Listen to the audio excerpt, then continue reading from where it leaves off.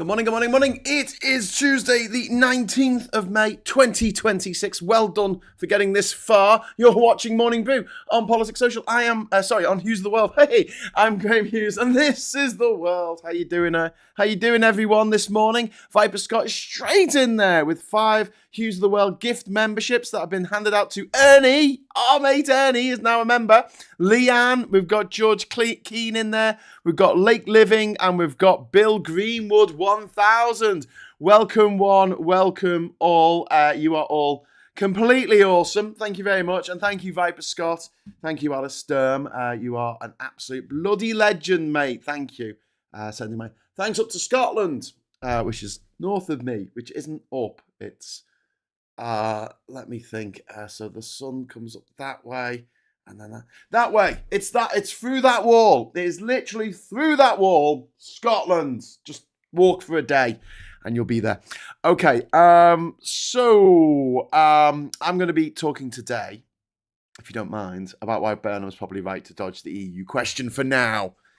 Look, we're finally kind of getting the channel back on track after the upheaval at the beginning of the year and the, going away to Ginger Island, which probably ill-advised if my job here is to try and grow this channel. So I don't want to upset anyone. I don't want to piss anyone off. So before I get started, if you want to give me a like now, because you might not want to give me a like after I say what I'm going to say. And if you're not subscribed, please subscribe to the channel. I know I say this every time, and hit the bell notification if you are subscribed. But it's really, really important that if you are enjoying these shows and you're watching, you might not be joining in with the chat or whatever, but if you subscribe to the channel, you don't have to join in with the chat, but you can.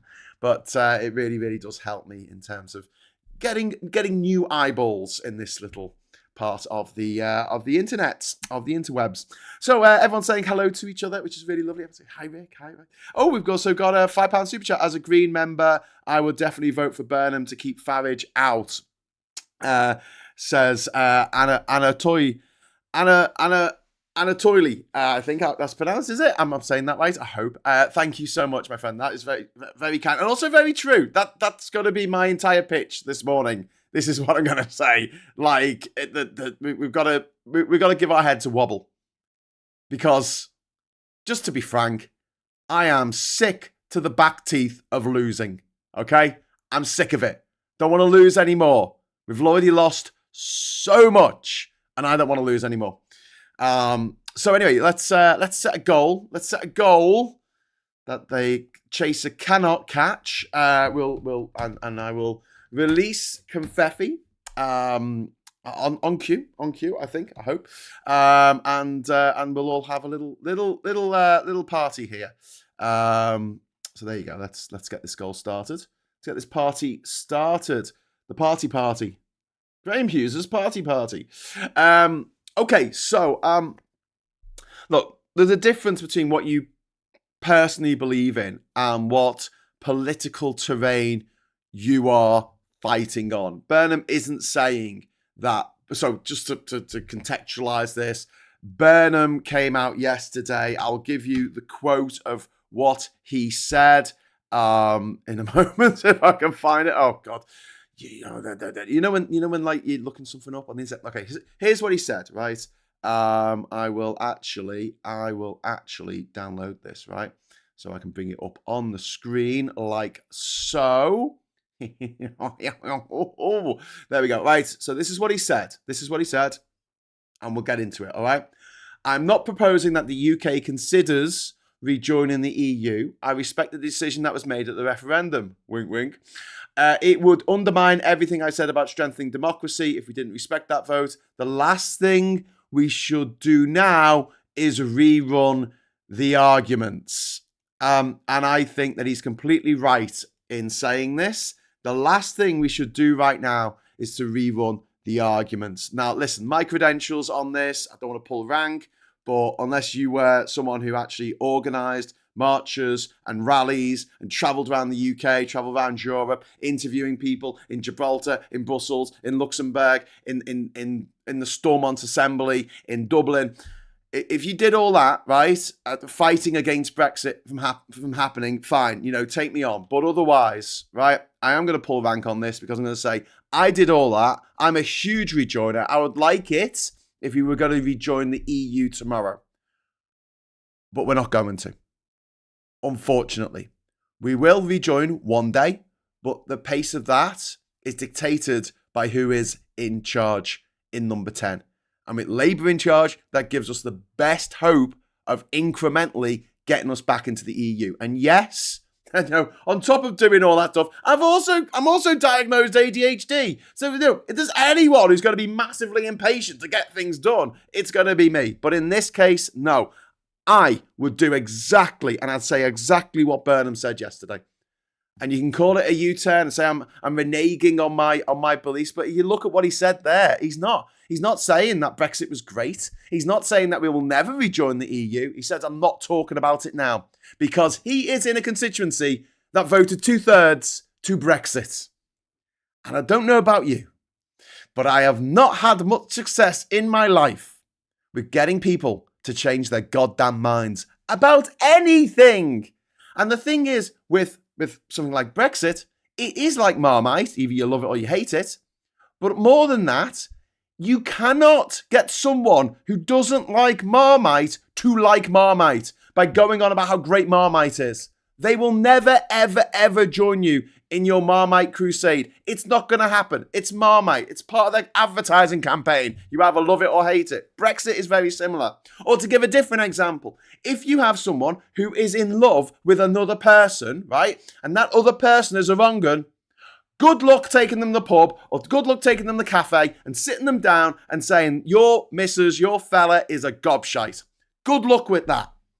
Because 99 times out of 100, you'll end up with a pint of beer thrown all over your face. They don't want to hear it.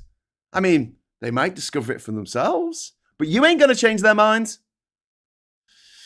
Liam, thank you very much for the £2 super chat. The smear campaign dwarfs the Brexit one. Yeah, well, this is my point. Like, what are we going to are we going to redo the Brexit referendum, but just in Makerfield, where they voted 2/3 to leave? Farage would love that. Farage would absolutely love that. Love the campaign to become Brexit betrayal instead of a referendum on Farageism and public services and inequality and economic decline. Burnham isn't saying that Brexit is good. He has explicitly said on numerous occasions that Brexit has been damaging. But this is the terrain he is currently fighting on. If he was fighting for a particular pro-European constituency, say he was like Liverpool Riverside, which I think voted like 70% to stay in the EU, Scousers.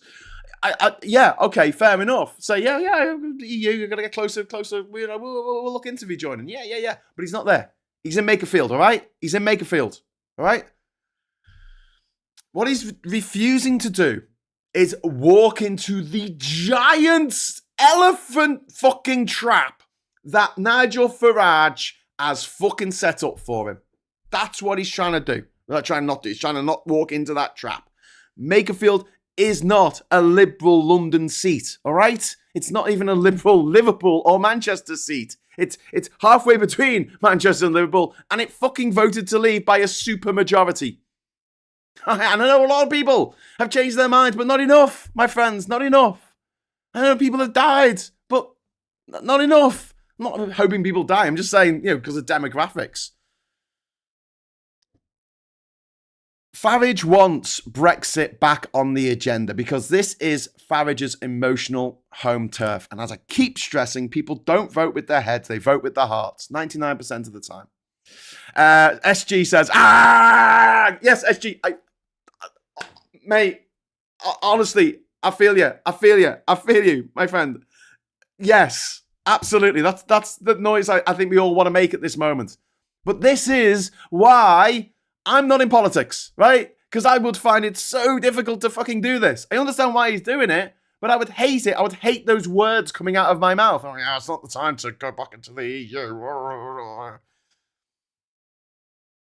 The issue here that we're facing is that if we talk about Brexit, that allows Farage to rebuild the old Leave coalition. anti-establishment voters. It makes Andy Burnham look like the establishment, when what Andy Burnham needs to do is make Farage look like the establishment, because he fucking well is. He'll get on board cultural conservatives, the anti-immigration votes. Ironically, immigration going through the roof because of Brexit. Also, angry non-voters. People who haven't voted since the Ford referendum in 2016 will come out and vote if they feel like something is going to be taken from them. Their precious Brexit is going to be taken from them. And don't forget, in medicine, there's something called the placebo effect. And it goes so far as, even when you are given exactly the same amount of paracetamol, if it is packaged in a shiny container with a brand name on it that you recognize, it's more likely to get rid of the headache than one that is exactly the same. It's more effective. It gets rid of the headache faster. It relieves your symptoms faster, even though chemically it's identical to a generic paracetamol pill, right? They're the same, except one has come in shiny packaging with a brand name that you know, that you've seen the advertising for. This is, when I keep saying emotion, this is so critical to understand. Advertisers get it. Marketing people get it. Labour's shit at marketing. And I think a lot of us are a bit shit at marketing, because we really struggle to bring people over to our point of view, right? My argument is that we should stop trying to pull people over to our point of view, because it's doing no good, right? We need to get our people out as much as possible. And a part of that is making people understand why Andy Burnham is saying this, why Labour is saying this, why they're not going full-blooded into reform, into rejoining the EU. Well, anyone to go full-blooded into rejoin. Into reform. There's too many re's, reclaim, renew, I don't know. Anyway, there's too many Republicans. Anyway, but yeah, when I'm talking about the emotional side of it, one of the things with placebos is they find that people taking sugar pills that they're told relieves their ulcers, which is, it's a physiological thing, having a fucking ulcer. A stomach ulcer, not a mouth ulcer. And it actually works, because people believe it does. And people believe in Brexit. I'm sorry, I wish it wasn't so, but they do. And it's, for some people, it was the one time in their entire life that they voted for something and something changed. It actually changed for the worse, but most people don't see that. They will blame anything bad that's happening on the usual suspects, the immigrants, the trans people, the man in the moon, the boogie, the good times, the moonlight. And I can't stress this enough, right? The placebo effect is very evident in Brexit.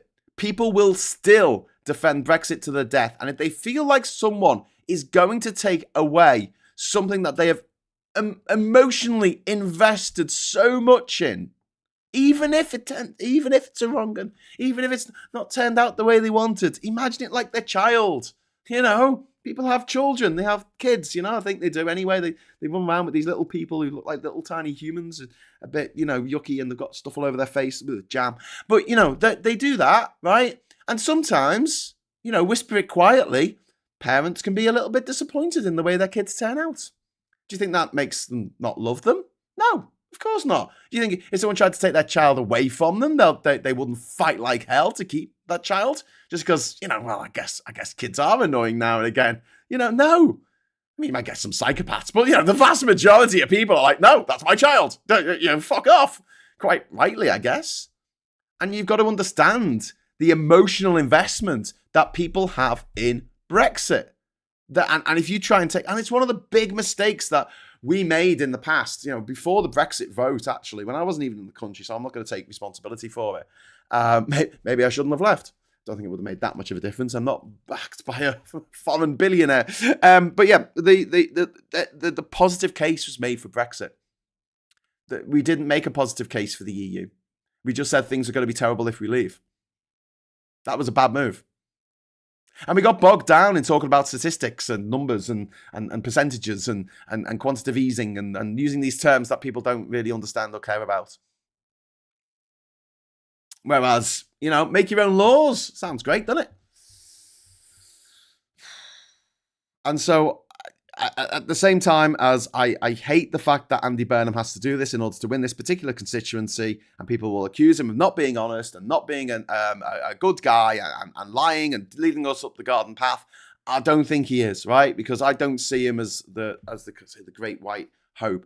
He is just the best person positioned to take on Farage in the next election. The best. He's better than Zach Balansky in this respect. Zach Balansky still has a long way to go with the Green Party to get it to a point where it can actually contend for government. Don't forget, the Lib Dems have been around since the 1980s, and the most seats they've ever won was in the last election when everyone was tactically voting, and they only won 71 seats, which is far and away not enough to run or be part of a government. And also, the Greens, I love them, but they don't have the money behind them that refuck do. That's the really worrying thing. As I said, when, a couple of years ago, when I was like the only one going, I think there's a good chance that Trump might win this. My reasoning behind it was because that's what the billionaires want.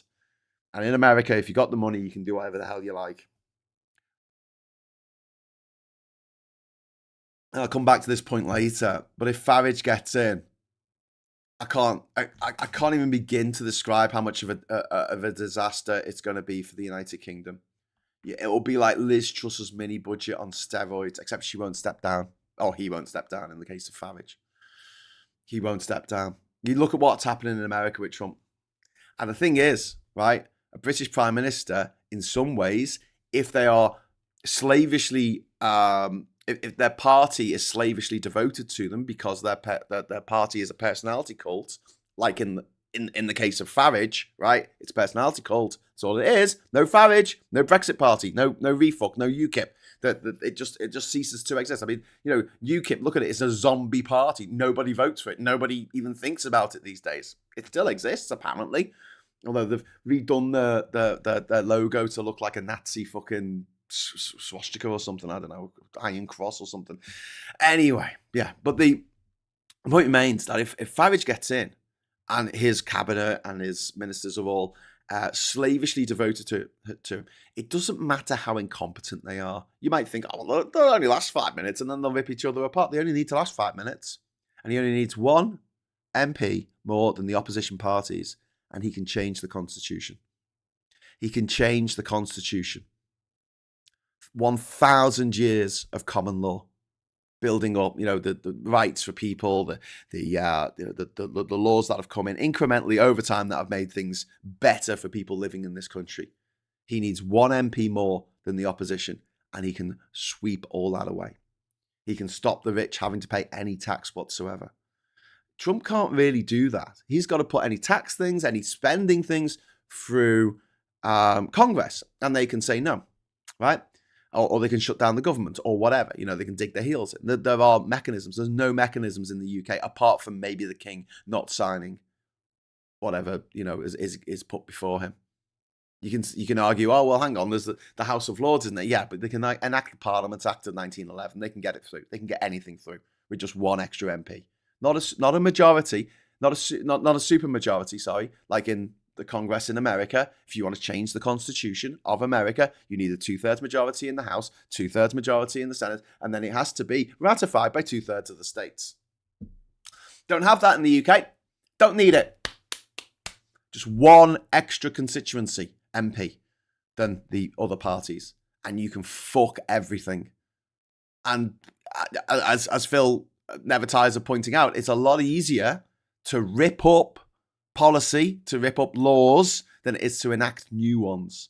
And that's all they want to do. They want to come in with a wrecking ball, and they want to take away our rights. They want to take away the fact that we have to pay.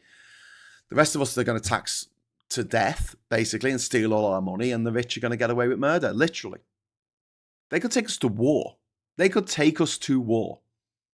And that's it. They're, with the 300 or so MPs, they just need one more than the opposition parties put together. That is terrifying. That should fucking terrify you and make you realise, at least, in this by-election, in this particular by-election, in this particular constituency, Burnham cannot afford to rerun the Brexit fraud referendum. He cannot afford to do it. He doesn't have the time. He doesn't have the person power. He doesn't have the money. I mean, don't forget, Brexit was the culmination of a 30-year campaign by the tabloids and the gutter press and the Telegraph and all that shite to make people think that the EU was a joke organisation on a par with Euro Trash or the Eurovision Song Contest, not to be taken particularly seriously. Oh, it's all political anyway. And they were very successful in that. 30 years. Burnham's got 4 weeks. It can't be done. It absolutely can't be done. And yes, I know that's painful. I know it's painful to say. And I know, all of us would love it if, well, most of us would love it if he said the EU is number one priority to rejoin, because that's going to be great for our economy and great for our freedoms. But he can't. He cannot. Farage wants him to. If Farage, if this election becomes should Britain rejoin the EU, Farage wins, hands down, no contest, and it gets Farage to, he can talk about the stuff that he's known for, he's famous for, and it means also, friends, that he doesn't have to talk about billionaire donors, crypto scandals, Russian connections, the economic incoherence of his policies, privatization, healthcare, the privatization of healthcare, living standards, the cost of living, all the stuff that Andy Burnham should be talking about, devolution, more power to the regions. He gets to run on the one battlefield where he historically thrives emotionally. And that's not good. That is not good. That is giving Farage a gift that he does not deserve. And because, look, this by-election matters far beyond one seat. Again, if it was just all taken in isolation, whatever, right? It's not.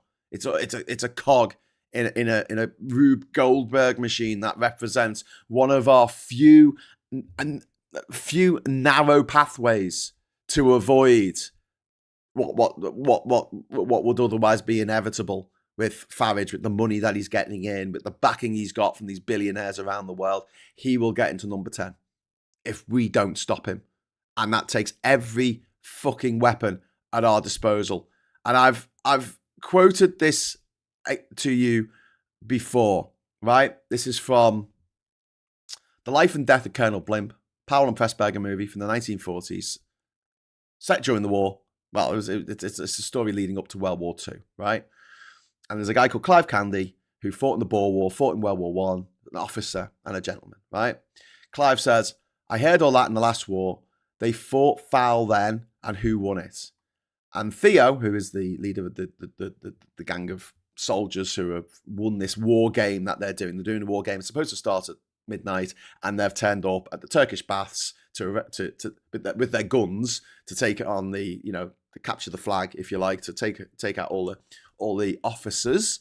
Not really, because it's a war game. But at 7 o'clock, and he says the war game doesn't start till 10. Why are you here? And he says because the other side are cheating, and if we're going to win this war, we can't fight with the honor that we used to, because that's not the type of war. Theo says, I don't think you won it. We lost it, but you lost something too. You forgot to learn the moral. Because victory was yours, talking about World War One, you failed to learn your lesson 20 years ago, and now you have to pay the school fees again. Some of you will learn quicker than others. Some of you will never learn it, because you've been educated to be a gentleman and a sportsman in peace and war. But Clive, dear old Clive, this is not a gentleman's war. This time you're fighting for your very existence against the most devilish idea ever created by a human brain, Nazism. And if you lose, there will not be a return match next year, perhaps not even for 100 years. And that's where I am on this. That's where I am on this. We are going into a casino where everything's loaded against us, and we're going, we're going to play an honest game. I say, fuck that. When they go low, I say, kick them. Fucking kick them. If they get into the gutter and have a fucking brawl. Because look where it's got us. Being right, being moral, sticking to our guns, being honest, as we like to say. But there is a fundamental dishonesty when you're not the person who has to make these decisions. You're not the one who has to win that by-election. But you can say, well, if I was doing that, I would say, yeah, let's rejoin the EU tomorrow. It just isn't that simple, unfortunately. I'd love it to be, but it isn't. And all I can think right now is how Biden had the opportunity to take down Trump when Biden was in power. He had unlimited power to take down Trump. He was in charge of the DOJ. He had, for the last 6 months of his presidency, he had diplomatic immunity, like that, Josh Ackland in Lethal Weapon 2. He had diplomatic immunity to do anything he wanted to Trump. He could have taken him out to the desert, made him dig a hole, put him in the hole, leave him there. He could have done that, but he chose not to because he was too much of a gentleman. He was too much of an honest participant in a crooked card game where everyone else is cheating except you. Are you going to win? Are you going to win that? No, you're not going to win that game. And we saw that, and now look what we've got. Fucking Trump in the fucking White House. This is the same reason we got Boris Johnson in this fucking country as our fucking Prime Minister at a time that we needed a sensible, grounded person to lead our country through the worst pandemic in our history, since, I don't know, the fucking Black Death. In modern history, certainly. And what who do we have in charge? A fucking clown. A buffoon. A posh aristocrat's child who went round going, bum, bum, bum, bum. Fucking, we needed someone with a bit of fucking nous. We needed a Gandalf. We needed an Aragorn. But what did we get? Tom fucking Bombadil. A drunk Tom Bombadil at that. Don't at me with the Tom Bombadil fan club. The guy's a dick. SG, thank you very much for the super chat. Are Labour putting their full weight behind this election reform or already going door to door in Makerfield? They don't even have a candidate. Yes, they are. They absolutely are. That all systems go. As far as Labour are concerned, they need to win this by-election. Because this isn't just about Makerfield. This is about whether Labour survives, whether they can win the next election. It's about whether Burnham can become leader and lead them into... And look, I'd love it if there was another candidate. I'd love it if there was somebody else who polled as well as Burnham does, who has the credentials that Burnham does, who has the distance from government that Burnham does. But there isn't, all right? This is the poll that decides whether refuck become a government in waiting. And this reform winning would be a gift to Nigel Farage. They would create a media frenzy over the inevitable Farage government. And I think as well, something that I do mention quite a lot, being in opposition is very different from being in government. Being in opposition, you say what the fuck you like. It doesn't matter. You don't have to actually enact any of the things that you say you want to do. Then you're in government, and then you're like, oh, okay, we can't actually do that. Labour run into this problem all the time. They do it all the time. They go, yeah, we're gonna, we're gonna do this when we're in power, and then they get into power, and is it in the King's Speech? Is it fuck? Unless it's in the manifesto, and Labour manifestos don't tend to be that revolutionary. The people seem to have this Mandela effect about the previous leader of Labour, whose manifesto in 2017 was so it was just a photocopy of the one from 2015 under Ed Miliband. There's hardly any fundamental difference. Read through them if you don't believe me. In fact, swipe through them, right? Don't, I know you're not going to spend ages reading through old manifestos. Swipe through them, put them into ChatGPT and ask them to tell you the differences between the two. It's very different. There's very little in it. And then 2019, even more so, from the 2017 manifesto. And that was when, in opposition, it was all like, oh, we're going to create a socialist utopia.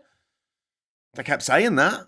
When you read the manifesto, you're like, well, it doesn't say anything about a UBI in here. It doesn't say about anything about, not leaving the EU in here. It doesn't say anything about, I don't know, proportional representation in here, just often there. They talk a little vaguely about voting reform or, not voting, electoral reform. Well, that's about it. There does need to be questions asked about the parliamentary party. It's mad there isn't someone already in Parliament who's up to the job. Refuck spent £400,000 on leafleting every household in the Welsh elections. That was more than Plaid's entire election budget. Yeah, exactly. They've got they've got all this money. They have got all this money. and we don't, like we do need to close these fucking loopholes to allow that allow these chancers and grifters to get all this cash. But that's all they need, And the uncomfortable truth about politics is this: it's not a university debating society. It's not what's the most morally pure position. I remember Owen Jones having a go at me because I didn't always vote for Labour all my life, and I'm like, actually, if you're going to be ideologically pure and you're going to pass a purity test, then I guess not voting for Labour at certain elections because of their actions. So I didn't vote in 2005 because I was pissed off about the Iraq war. I did vote in 2010 for Labour, but they didn't win. 2015, I voted for Labour. 2017, I ran for myself. I literally ran for myself. In 2019, I voted Lib Dem. Not that did us any fucking good. Oh, no, I didn't. No, I didn't. Did I vote for Lib Dem? I might have done. I can't remember now. It's a long time ago. I actually stood for the Lib Dems, in Liverpool, just as a council seat in Notty Ash in Liverpool, because I'm a little diddy man. I come from Notty Ash. But I did. I was a paper candidate and no chance of winning it. But yeah, and because I hadn't always voted for Labour, I somehow didn't pass the purity test for being able to, I don't know, say that we should vote for Labour in 2024. This is before the 2024 election, which I thought was a bit mad. That this whole purity thing and, they're doing a U-turn. People change their minds. Do you imagine, right, your marriage breaks down and you go and you call up your lawyer and you say, listen, my marriage has broken down. I need some help. I don't know what to do in terms of getting this divorce. And they say to you, you've U-turned, have you? All your mates who went to your wedding turn. You've U-turned. Look at you. Fucking U-turning, you bastard. How dare you change your mind about something? You've U-turned. I want the present I bought for your wedding back. Actually, I think that would be a good idea. I think that anyone who gets divorced does need to buy a present for all the people who went to their wedding and needs to buy a dress for them all as well, including the men. Just everyone gets a dress. You all get a dress. Because, you buy a dress to go to a wedding, obviously. So, if someone gets divorced, then you're like, well, we did say that we were going to stay together for the rest of our lives in front of all our family and friends and God, the inventor of the universe. We changed our minds. Oh, you start a job. Nice job. It's good to get started. The more you work in the job, the more you start to hate it. Your boss is a dick and you're working long hours and it's stressing you out and you decide you don't want to do that job anymore. So you apply for other jobs and you turn up to the job interview, you sit down and the people giving you, they say, have you already got a job? And you go, yeah, I do already have a job. Yeah. Oh, so you're U-turning then? Oh, you've changed your mind. How bloody dare you? You fucking arsehole. But this is what it's like being a politician. The situation changes, so you change your stance accordingly, according to the environment in which you have been plonked in. And it's like, no, he's changed his mind. He's changed his mind entirely. No, he hasn't. He hasn't said Brexit's a great idea and I fucking love it. He's just said he's not going to fucking discuss it for this particular election, which is what Starmer said for the 2024 election, which I kind of agreed with. Didn't like it. You lost today, kid. Doesn't mean you have to like it. Listen, I'm fed up of losing. That's it. End of. I'm fed up of losing. And I'm fed up with these fucking purity tests that we keep doing on the left. Sorry if I'm pissing people off who are watching this, probably screaming at their phone. Shut up, Graham, you twat. But look, we've got to get real. This is the real world. And people are genuinely suffering all over the world. Millions are dying around the world now because Trump got in America. Millions of people are dying. Millions of babies, children are dying because of Trump. He got rid of US aid, and now people are starving to death. Children are starving to death. Children are dying of AIDS in Africa again. Stopped. They in places like Mozambique, there was procedures in place that the mum was HIV positive. The kid wasn't necessarily born HIV positive. But they've taken that away. So baby born with HIV and babies with HIV don't tend to survive very long. It's really grim. And yeah, where does your... And this this argument that they kept making on the left with, and then in the Brexit Wars. We've won the moral argument. You didn't win the election. We've won the moral argument. It's not a fucking university debate, okay? This is real life. If our economy goes up the shit, people fucking die. The age of death goes down. Like the average age that people fucking cark it comes down. Life expectancy reduces. The number of children who go hungry goes up. The number of families that are ripped apart. Because one of the things that rip apart families more than anything else, more than wolves, more than serial killers, more than errant birds, is finances. Financial struggles. Breaks down tons of relationships every year, millions of them.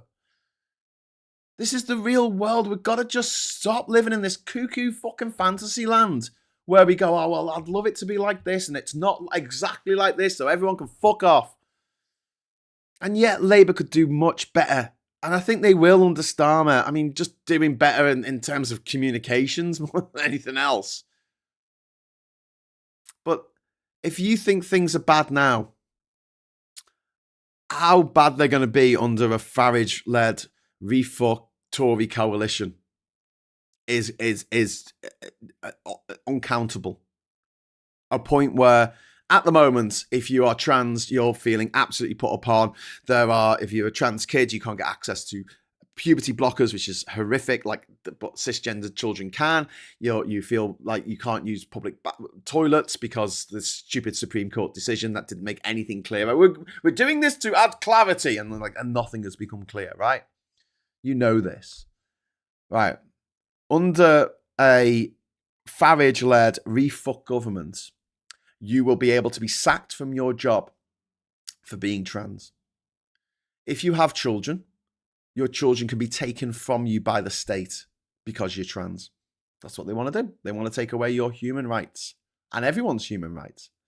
They want to be able to sack me for being scouse, being annoying, I suppose you can sack someone for being annoying. That's not but your immutable characteristics, you can be sacked for. So you could have a racist boss who decides to just fire all the people who aren't white. And it will be legal under a refuck government. They've said it. They said that day one, they want to get rid of the Equality Act, and they want to get rid of the Human Rights Act, and they want to get rid of they want to pull us out of the European Convention on Human Rights, to allow employers to do whatever the fuck they want. You go into a restaurant, they can refuse to serve you because you don't conform to the customers that they want. And I don't want to live in that world. I do not want to live in that world. I can't stress this enough. It's not the question we should be asking ourselves and the wider public isn't what's the most morally pure position. Because life isn't pure, life isn't clean, everything's messy, everything's a fucking mess, everything grows organically. There are no clean straight lines in nature. The question we need to ask is, how do we stop the worst people gaining power? And if you want to see what society will be like if they do, just look at America and then think, what would America be like right now if Trump alone could change the Constitution of America? And yes, Farage's reign of terror would not last very long. He smokes, he drinks, he's getting on. He's an old windbag. He's not in it to really do anything politically. He's just in it to feather his own nest. And the way he's going about feathering his own nest is by doing the things that the tech bros, the oligarchs, the crypto fascists want him to do. So he'll do what they want him to do. Maybe he'll be only in for a year, maybe in for 2 years, but he can do so much damage in that time. And as we've said before on this very episode, it's a lot easier to take out bills, to get rid of them, to scrap laws. Scrapping laws for a parliamentary party that's in power is so much easier than creating laws. So much easier. Because we don't have a written constitution.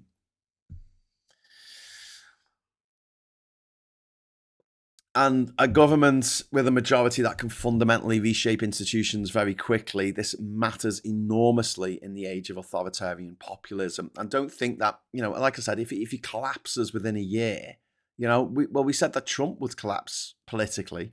We said that Brexit would destroy Farage. We said that becoming an MP would expose him. He tried 7 times to become an MP before this. And people said, well, if he does become an MP, then everything will be put into the light and we'll know who's funding him, we'll know this. But let's have a look what he's done since becoming an MP. Farage has publicly backed a fucking riot in Southport, pushed for a riot in Southport. He did that. He has platformed a criminal woman, Lucy Conley, who said that we should burn asylum seekers to death, little children to death. We should burn them to death for being asylum seekers. That's what she was pushing for. And he platformed her. He went over to America and asked America to put sanctions on us because we're too woke. He asked our biggest single trading partner to put economic sanctions on us because we're too woke. And now it turns out he's taken £5 million from some fucking crypto cunt over in Thailand who makes all of his money through laundering money for criminals and warmongers like Vladimir Putin. He offers a money laundering service, a Russian laundrette, if you will. And what's going to happen to Farage? Fuck all. Fuck all. Yeah, go on. It's daylight is the best disinfectant. No, disinfectant's the best disinfectant, okay? And if you want to get rid of a cockroach like fucking Farage, you have to throw the book at him. You can't hope that things are going to get, we live in this hope that, the system will stop this guy and, we'll come together and we'll all we'll all link arms and sing Kumbaya. It's not going to happen. It's not going to happen. We have to stand up to these motherfuckers who want to destroy everything we know and love. Farage has gone halfway already with Brexit and the way he's pulled every conversation in this country towards immigration. Why is it raining today? Immigrants. Why did my wife leave me? Immigrants. Why is my dog dead? Immigrants. And he has championed that with the backing of the fucking media, who's all on his fucking side. All the newspapers are on his fucking side. All of the fucking telly stations, like GB News is basically an outlet for the fash. It's Lord Hoare in Technicolor. In 4 fucking K. And it's being allowed. No one's standing up against it. Ofcom have had hundreds of thousands of complaints about impartiality on GB News. And they're like, oh, we're just an entertainment channel, really. Fuck off. The authoritarian populists, they often survive things that would destroy normal politicians. This is not business as usual when we're dealing with Farage, okay? It's all shoulders to the fucking, I don't know, the mill. That doesn't work, does it? It's, shoulders to the wheel. Is it wheel? Shoulder to the wheel. Come on. Because we're on a ship together and it is fucking going to crash into the rocks if we put fucking Nigel Farage in charge. He's a feckless, corrupt, piece of shit human being that wouldn't piss on you if you're on fire, unless you could piss petrol. He's a fucking gobshite. And then, many liberals in America, they convinced themselves that Trump's chaos would naturally destroy him. Instead, the institutions bent to Trump's will. Media fatigue kicked in because it was just an outrage every day until they got exhausted. Voters normalized extremism and people became exhausted. He had, right, an insurrection against their parliament building. He got a mob of people to storm their parliament building and smash stuff up, caused $3 million worth of damage. There were 150 police officers who were injured. 9 people died as a result of the storming of the Reichstag, of the Kisset, of the Parliament, the Congress building, the Senate building, the House of Representatives building, the Capitol, as they call it. They did that. He led the fucking troops into battle. Well, he didn't. He said, go over there. I'm going to be hiding over here having a sandwich. And he watched it on the TV for an hour before he told them to pack it in. And he only told them to pack it in because he saw that they weren't going to be successful at murdering Alexandria Ocasio-Cortez. They weren't successful in murdering Nancy Pelosi. They weren't successful in murdering Mike Pence, which is why he sent them in there to do that. And he got away with it. Stop telling me that the institutions will come and save us or people will wake up to common sense. The American population saw that, and 77 million of them still voted for Trump in the next election. And now we're here, the Constitution will be a bar. No, the Constitution's done nothing to stop Trump doing what he wants, because the people who interpret the Constitution are the Supreme Court, and they're all in his pocket. Well, a majority, a super majority. 6 out of the 9 are in his pocket. Doesn't give a fuck. He's in charge, mate, and he's going to be until he dies. I can't stress this enough. And isn't it interesting that the Republican redistricting all went through, the gerrymandering that all went through with the thumbs up from the Supreme Courts around America. The Supreme Courts in each state, and also the Supreme Court in Washington DC, and the Supreme Court, I guess it should be called. And what about when they wanted to redistrict elsewhere? The Democrats wanted to redistrict. Oh well, that got held up in the courts, didn't it? Funny that. You think Trump's going to lose in the midterms? Yeah, but what about the polls? Yeah, the polls said that there was a 90% chance that Hillary Clinton was going to win in 2016. But Trump had something that she didn't. Loads of fucking money. Ridiculous sums of money to spend on getting people emotionally invested in this idea that Trump will save everything. Bread and circuses. It's as simple as that. Trump, all he needs to do is keep people entertained. Actually, it's not even bread and circuses. It's just circuses. Now, at this point, it is just circuses. That is it.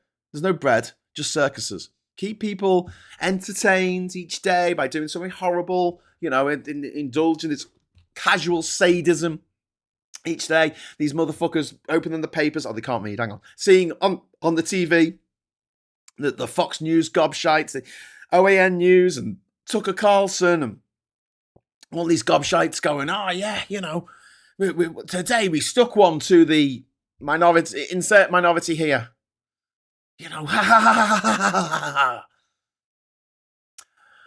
George only. Did Farage really ask Trump to apply tariffs on the UK?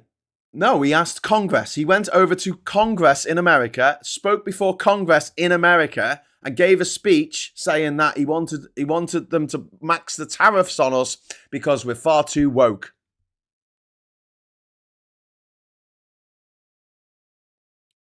Nigel Farage, everyone. Why the fuck isn't that fucker in jail? Well, I'll tell you why, because he's part of the establishment. He's part of the establishment's elite. Did Lord Lucan go to jail? Did he fuck? Was Priti Patel kicked out of her job as Home Secretary when it came out the allegations of bullying were true? No, actually, it was the guy who compiled the report that said she had been bullying civil servants. He had to resign. She fucking didn't. Why is that? Why? It's almost as though there's a certain class of people for whom the rules do not apply. And we, like fucking idiots, we go, oh, well, that's, we don't really fight that. We go, okay, well, it's Trump, it's Farage. I mean, but when it's one of ours, when it's someone who's nominally on our side, it's like, no, you must stick to the rules, 100%, no cheating at all. And it's like, how are we supposed to win with this attitude? No wonder we lose all the time. Liberals, the people on the left, we lose all the fucking time. And it's because we're our own worst enemy. And I'm sorry, it feels bad saying this, but it's fucking true. The right are laughing at us. And we're busy there with our little booklet with the rules of cricket. We're like, we've got to read the rules of cricket. Oh, we've got a little rule here. Oh, you can't do that. It's against the rule in here. They don't give a fuck about the rules. They never have. They never will. Nothing they do affects them. It only just makes them more money. Chris C, thank you very much. America wasn't ready for the first female president, let alone a female president of colour. That's why Trump won in 2024. It was one of the factors, yeah, definitely, Chris. But like the fact that Trump won, the fact that he got 77 million people to vote for him is just mind-blowing. But you're right. I mean, until 1966, it was still illegal to marry someone of a different race. So you couldn't marry a Neanderthal, I suppose. A different race, you couldn't marry someone in America, in half the fucking states. All the southern states, you could not. If you fell in love, if you were white and you fell in love with a black man or you fell in love with a black woman, that wasn't allowed. That wasn't allowed. Martin says, confetti time. Woo! Boom. Thank you very much, Martin. That is very kind of you, and it means that we can do this. 1, 2, 3, confetti! Oh, no, it didn't work. Hang on. 1, 2, 3, 2, 1, confetti! No, it still didn't work. Oh, you absolute bastard. All right. Yay! There you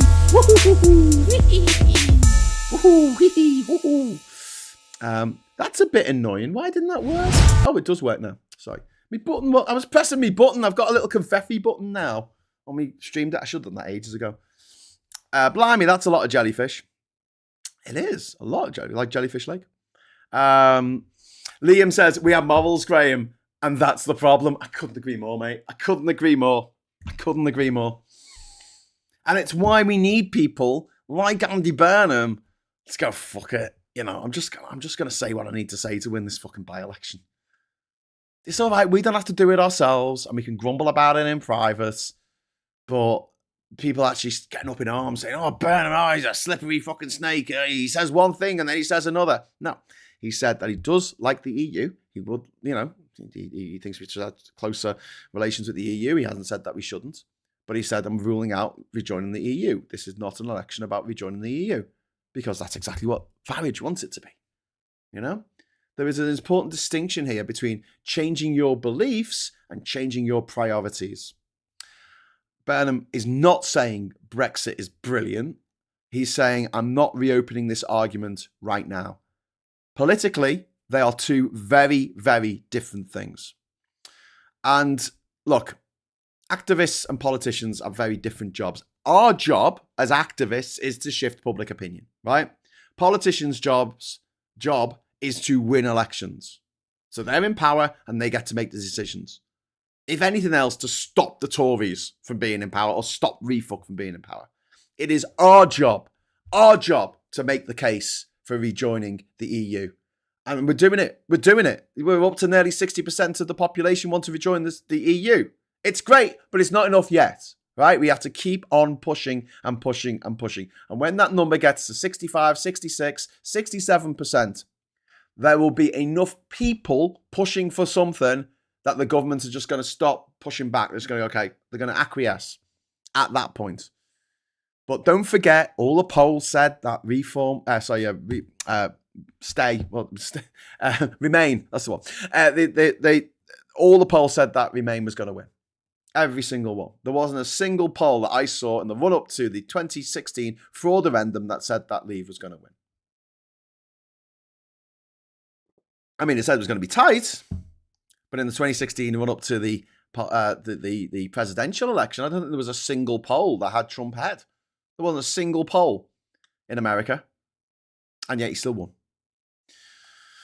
So yeah, Burnham's job right now is to win this seat. If he loses, none of this matters anyway. You know, you want to rejoin the EU? It'll set us back another 10 years, mate. 10 years, at least. I'm not kidding about that.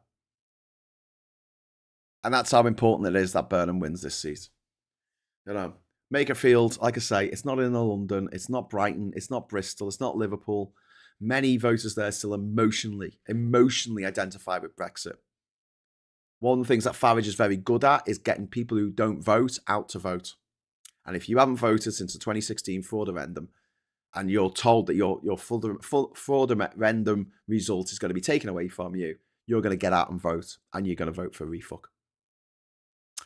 Many voters there distrust Westminster. They dislike being told that they were wrong.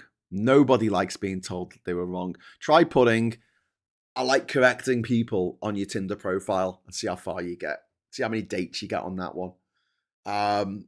You know, if Labour appears to be rerunning the referendum, Reform win all day long, every fucking day. And this is why, you know, Farage benefits from both the the permanent culture war. He doesn't want Brexit solved. He doesn't want Brexit to actually be good for people. He doesn't want people to go, oh yeah, fair enough, that Brexit thing was a good idea. I've changed my mind, because that hardly ever fucking happens, because Brexit hasn't been a good idea. He needs permanent grievance politics. Endless conflict keeps him relevant. And Burnham refusing the bait on this one deprives refuck of oxygen. And, look, Brexit is my long-standing position. Brexit was sold through lies, manipulation, and billionaire-backed propaganda.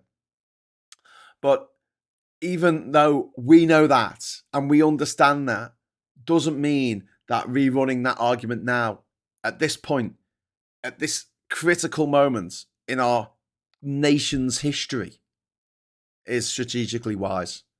I'm trying to be strategic about this. What is our best way of getting back into the EU within my lifetime? Is it A, Labour getting a new, more popular leader and getting squeaking a win in the 2029 election, in which, because by then we have loads of deals to allow us to get into sectors of the single market. We'll be in a customs union, I presume, by then, some kind of deal that we have with the EU. We're meeting them every year now, the UK-EU summits that we're going to have every year until 2029. They're going to stop under Farage if he wins. But if Labour win in 2029, fucking fantastic. That means they're open to more integration with the EU. And maybe I can't see in the 2029 election, because Farage is still with us. Once Farage is destroyed politically, or maybe, ticks out, whatever, maybe in the 2034 election, or maybe even in the Parliament from 2029 to 2034, we might have another referendum to rejoin. I can see that happening under a Labour government. I can never see that happening under a refuck government. It's just not going to happen. And therefore, I genuinely believe that if Burnham doesn't win this by-election and is beaten by Farage, then in some ways, for us rejoiners, we may as well pack up and go home, because we ain't rejoining for years. I'll be in my fucking 70s before we rejoin the EU with Farage in charge, even if he's only in charge for a few years. And yeah, I'm not a... What the term, isn't there, for people who think that you make things so bad for everyone and good stuff comes from it.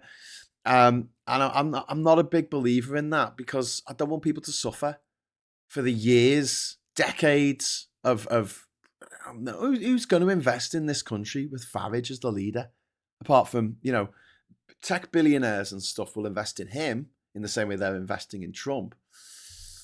The rest of us, I gotta see a fucking penny of that, Timing is everything. Timing matters in life, in politics.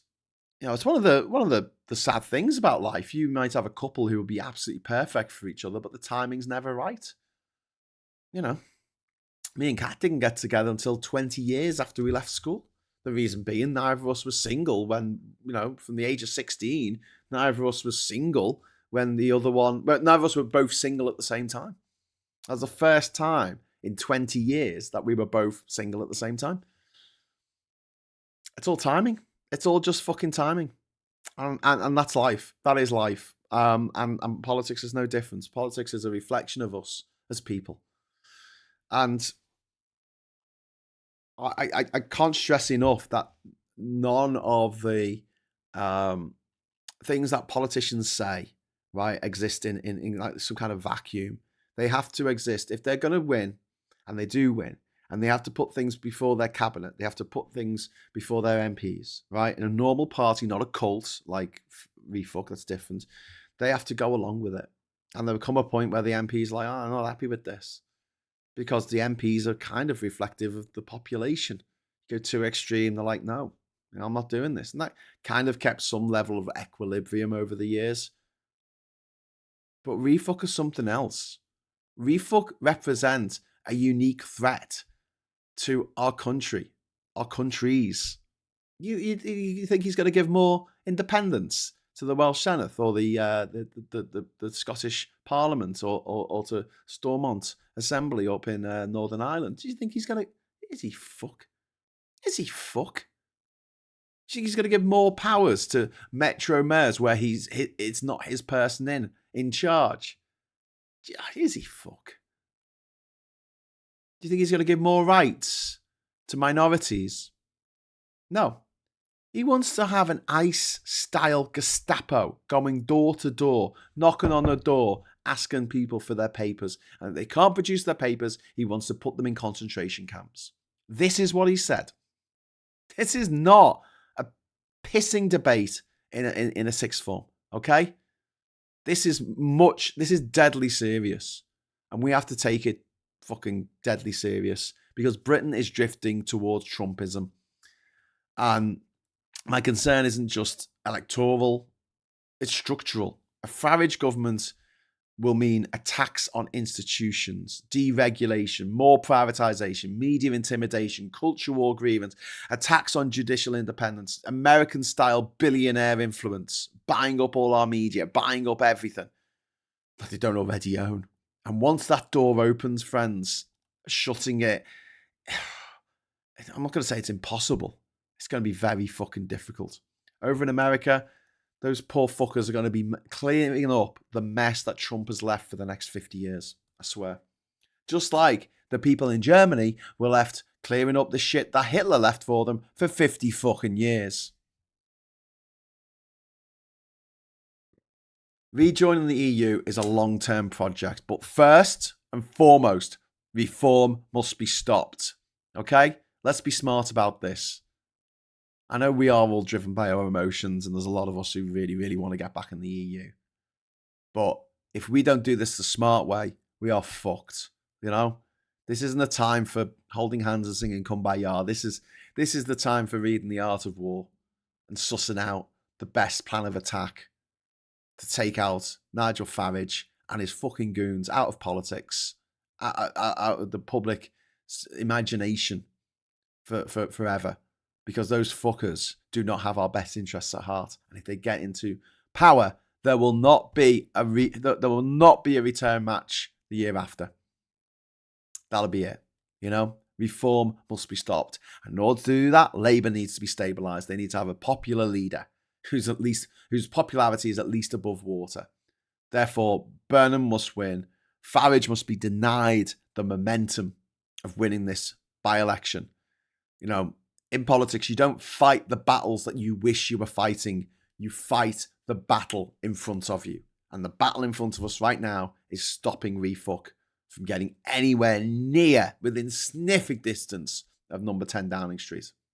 And that's why, although I say this with a heavy heart, as someone who organised demos, spoke at demos, as MC at demos, led fucking demos against Brexit, against the Tories' flagship policy with no support from the Labour top brass at the time.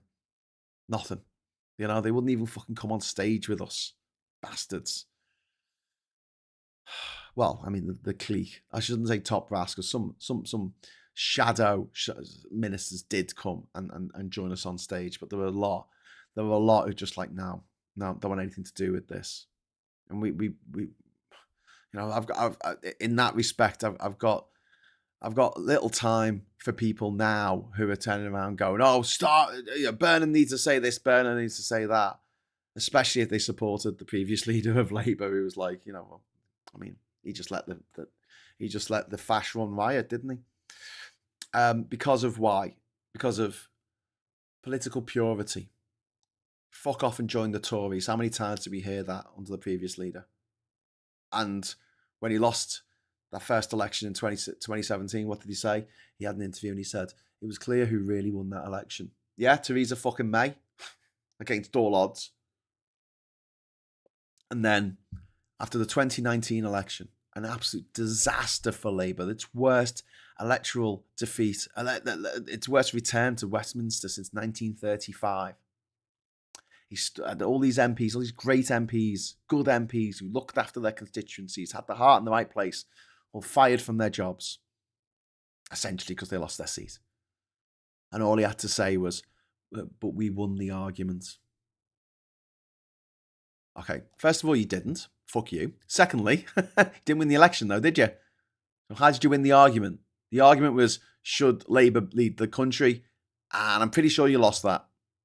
But, you know, the ideologically pure, the purity tests were met. And what did we get? Boris fucking Johnson during a fucking pandemic and 200,000 people dying as a result, as a direct result of one man's unquenchable ego. That he had to be the person in charge. He alone had to lead Labour into the next election. Even though the polls said otherwise. And now we've got the same situation with Starmer. The polls are saying this guy cannot lead Labour into the next election. For him to stay as leader will be churlish. And I know he can't say that he's going to step down, blah, blah, blah. He's got to see what the result is of this by-election. I get that. I completely get that. In fact, if I was Starmer, I'll say the same thing. But as soon as Andy Burnham wins the election, if he wins it, that's it. Step aside. Let Andy Burnham take over. Let him take the reins.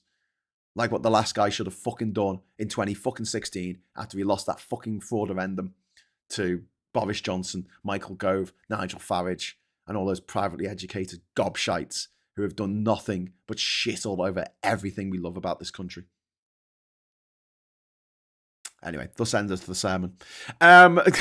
George only, thank you very much. An enlarged amygdala is a disease like no other. You're right, George. That's the fear that drives a lot of people in this country. The fear of losing stuff, fear of losing the stuff that they've accumulated, fear of losing their home, drives people to do jobs that they would never want to do. You know, they because they're scared of being out on the streets. We offer fuck all in the terms of safety nets when it comes to people being able to quit the job that they're in, that they hate, and get another one because there might not be a job there. And if you are out of work for so long, it's very difficult to live, and it's impossible to pay off a mortgage on the dole. You just can't fucking do it. You get loads of people who are on the dole to be in the other property that you own, and then you can use their dole money to pay off your mortgage if you're a rich landlord. But that's something else. More of us still hate Thatcher, says Mr. Tis 27. Yeah, I still hate Thatcher, but listen, I hate to say it, but there's millions of people in this country who still think that she's a fucking shining beacon of fucking common sense. Need PR and a written constitution as well as an elected second chamber and a federal republic, says Mr. Tisk. Yeah, I agree. I absolutely agree. I just don't think we're going to get that out of this by-election. I was just the previous leader forgot the whole leading part, did some campaigning but no leading. He should have stood down. He should have stood down in 2016 after he lost the election and 50 people from his fucking shadow front bench fucking left. I mean, the writing was on the wall. In 2019, Best for Britain ran a poll and it found that if there was an election held the next day, that the Tories would win with a majority of 80 seats. In the event, I think they won with a majority of 81. That polling was absolutely dead on. And nearly all of it just pivoted on, there was one guy who had a huge ego who was like, no, only I can save the world. Only I can save the day. And I will give Starmer so much credit if he steps aside and doesn't bother to fight this and just says, yeah, Burnham, you can have the position. Or, says, I'm going to stand against you, and then drops out. Like what happened with, who was it in the Tory party where that happened? It was Theresa May, wasn't it? Yeah. Remember Theresa May's her leadership election? She was against Amber Rudd or someone. God, it was a long time ago. I can barely remember. It's 10 years ago nearly. Do you remember she ran? And there were two of them, in the final vote, and then one of them dropped out. So she just became leader by default. The Prime Minister by default. I think that's... And the same thing happened, obviously, with Rishi Sunak after Liz Truss, because the party membership voted for her. The friends of the Russian friends of the Conservative Party all paid their £3 to decide from anywhere in the world who they wanted our next Prime Minister to be. Democracy in action. But yeah, Rishi Sunak didn't win that election. He just got the position because the Tories panicked after Liz Truss mangled the fucking the economy, which is exactly what Nigel Farage will do. Nigel Farage will get tax breaks to the rich because they finance him, and he will cut public services to the bone. Because that's what he does. That's what he does. Now the writing's on the now the writing's on the wall. It's an omen. Yeah. Clause 28 saying Mr. Tisk. Yeah. Yeah. Thatcher is a fucking nightmare. And a lot of the problems that we have now, the systemic problems, were caused by Thatcher. And here we are 40 years later, still grappling with the effects of Thatcherism. HS2 is going to cost more. Just the bit that they're doing, not all of it, just the bit they're doing to Birmingham, London to Birmingham, is going to cost more than the Artemis space program.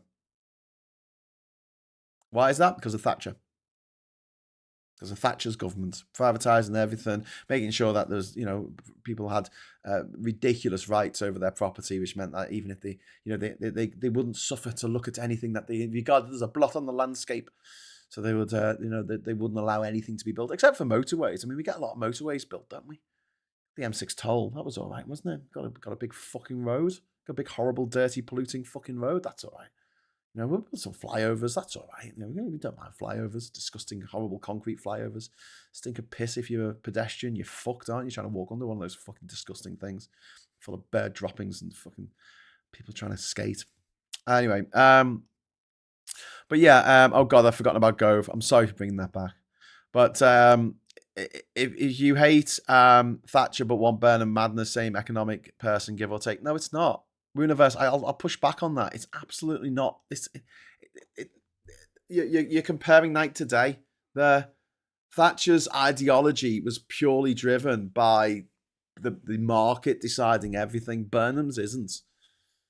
Thatcher's ideology led her to deregulate the buses so that any company, any nation could run our bus companies, and made it so that we put millions of pensioners around this country under effective house arrest. Oh, yeah, we gave them a free bus pass. Yeah, but you took away the bus lines.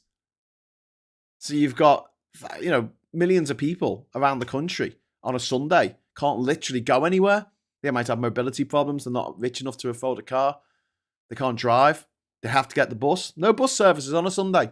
Or if there was, it stops at 6 o'clock. Only goes halfway. Then you have to get another bus. That's Thatcher. Meanwhile, Burnham brings in the B network in Manchester, re-regulates the public transport there, and makes it so you get one pass, and it works on the trams, it works on the trains, works on the buses. The B network. So no, I mean economically they're poles apart. Burnham is he would do things that Thatcher would never even fucking dream of doing. And I think that's really reductive. I think that's really reductive to say, oh yeah, they're just the same. All these politicians are the same. They're not. They're really fucking not. And by saying that, all we're doing is, cleansing cleansing the legacy of Margaret Thatcher. Why would you want to do that? She was a fucking gobshite. We're still living with the consequences of her actions now, to this day. The reason why public transport anywhere but London is fucked in this country is because of Thatcher. The reason why there's shit in the water, in all the rivers, all the water concourses in the fucking country, there's shit all over the fucking beaches, why surfers are fucking, surfing past massive fucking turds in the water in Cornwall, is because of Thatcher. The reason why our bills are so high right now is because of Thatcher. The reason why we can't regulate the fucking national grid in a way that would allow us to have renewable energy, the reason why we don't have renewable energy up the kazoo is because of Thatcher. I mean, everything, pretty much everything. The reason why we fucking Brexited, you could trace that back to Thatcher, even though, she was one of the architects of the single market. At the same time, you got people who are, that love Thatcher, but they hate the EU. SG, Burnham has made Manchester transport great. What do Burnham haters have other than the vibe? Yeah. Even Blair, who Burnham supported, admitted the Tories were correct to run the economy in the way they did under Thatcher, says Wooniverse. Well, I mean, they continued on with not with the privatisation. I don't think they privatised anything, but they didn't renationalise stuff, and they fucking should have done. And now we're actually seeing stuff getting renationalised, and that is one of the big things that Andy Burnham is talking about, renationalising everything, renationalising the fucking water, renationalising the electricity, renationalising the ridiculousness of having private companies running our trains. It just doesn't make any sense. It didn't make any sense in the 1940s. That's why we nationalised in the first place and made it into British Rail. It doesn't make any fucking sense now. It's a service, not a luxury. It's not a nice to have. It's not, different fashion houses competing over who can make the nicest fucking handbag, a thing that you don't even fucking need. This is an absolute necessity. Public transport is the lifeblood of a country. It's the lifeblood of an economy. It's why places that get a good public transport service always do really well economically, and the places with the shittest public transport services never fucking get off the ground. Have a look at places in Africa where there's, to get around, you get a dusty old bloody minibus to get from one side of the city to another. There's no other options apart from a taxi, a battered old set-plus taxi that you have to share with 17 other fucking people. Are those capital cities going to get anywhere? No, they're fucking not. Because people don't have the mobility. People don't, what are you supposed to do? You're supposed to take on you take all your stuff, in a with you that you're going to sell on the bus in the big bag. Oh, come on. Plants McGee, thank you very much for the £5 super chat. Burnham has said he will keep Rachel Reeves' economic rules. He's rejected PR of electoral reform, nationalisation, and a lot more that's needed. He hasn't. Okay, Plants McGee, thank you very much for the £5, but don't come on here and distort the truth. He said he wants to nationalise further. He's also said he wants to build council houses, which is more than the Labour lot who are in at the moment have said. They've said they want to build housing. They said they want to build social housing. They haven't said council housing. They haven't said the C word. Not the C word that I like to say, the other one. They haven't said it. Burnham has. And he has not said that he's not going to, still want to rejoin the EU one day. He said this is not the time to fight that battle. And he's absolutely right in saying it. And I think it's disingenuous to say, oh, he's just the same. He's just, well, fine then. Whatever. Vote for refuck. See how you do. This is our best chance. It genuinely is our best chance at stopping refuck from winning the next election. But this is like, it reminds me of the Never Hillary people in the Democratic Party in 2016, because they were butthurt that Bernie Sanders didn't get the nomination. It was a conspiracy, he was stabbed in the back, blah, blah, blah, blah, blah. No, but he didn't get it. He didn't fucking get it. So, he got behind Hillary Clinton, but his supporters were like, no, never Hillary. Because they lived the cushy lives. They had the ability, they had the finance to say, oh, well, doesn't really matter who gets in for me. I can be pure. I can be virtuous. But the thing is here that if Farage gets in, we're all fucked. We're all fucking fucked. You probably watching this and leaving a message on here. They'll come for you. I'm not fucking around here. In America, they're shooting people dead in the street. American citizens are being shot dead in the street. And Trump's getting away with it. They're saying, oh, we're going to defund ICE. Oh, fucking not. You just get an oligarch to fucking pay for it. Busy making fucking ornaments, painting the bottom of the reflecting pool blue for some reason, because, it's got to look like a swimming pool, not a pool of reflection. But yeah, this is going to be a tight election. It's going to be the by-election. It's going to be tight. I'll tell you that now. And Burnham needs every inch that he can get, right? Now, let's talk about the other thing Plants McGee has said there about he has said he will keep Rachel Reeves' economic rules. Well, ask yourself why he said that. Why has he said that? Because when shit went off on Thursday and Streeting resigned and Burnham said he was going to run, what happened in the bond markets? Gilt yields went up to a high that we haven't seen for years. Why? Because the people with the fucking money want to know that we've got a clear road ahead of us. And when Truss got in and decided to make all these fucking tax breaks for the filthy rich that were unfunded, what did the gilt markets do? What did the gilt yields do? They went through the fucking roof. And the same thing is happening now because of the instability. His way of achieving stability in the gilt markets and not to upset them too much is say, yeah, we'll stick to the financial rules, which are don't spend money you haven't got. That's the rule. Which is, it's not great. It's not optimal. I know it's not optimal. My point that I'm trying to make this morning is you're pissed with the dick you got. Life isn't perfect. Life isn't the way that we'd want it to be. if we want to be smart about this and work towards the way we want life to be, we've got to make some difficult choices. And it's why you're not a politician. It's why I'm not a politician. I don't want to have to make these fucking choices. I don't want to have to twist myself in knots to get myself elected. I'd rather not. If you find, I'd rather be pure. I'd rather be like, well, I stick to my guns. I stick to my convictions. Fine. I'm not a politician, and I'm not going for what could be a very, very historic by-election. Either way it goes. And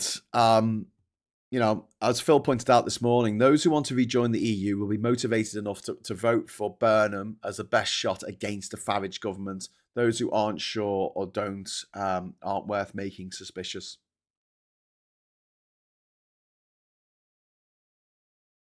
And Phil also says, don't expect him to flip after the by-election. He'll do what Starmer is doing at best and keep working on incremental moves back into the EU, which he will do. And he hasn't ruled that out. But yeah.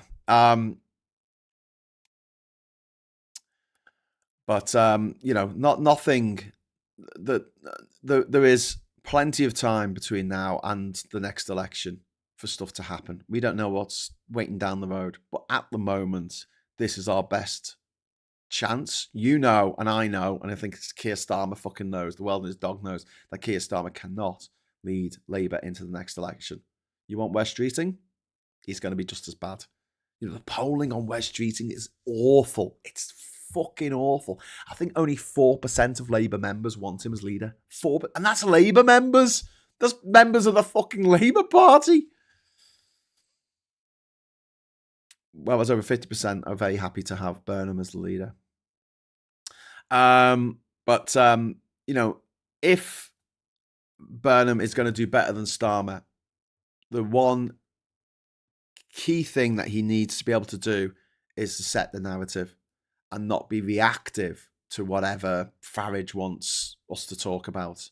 Farage desperately wants this by-election to be a referendum on Brexit again. A referendum to decide whether we rejoin the EU. He would love that because this is a 2/3 leave voting constituency. I can't stress this enough. And yeah, it's shit.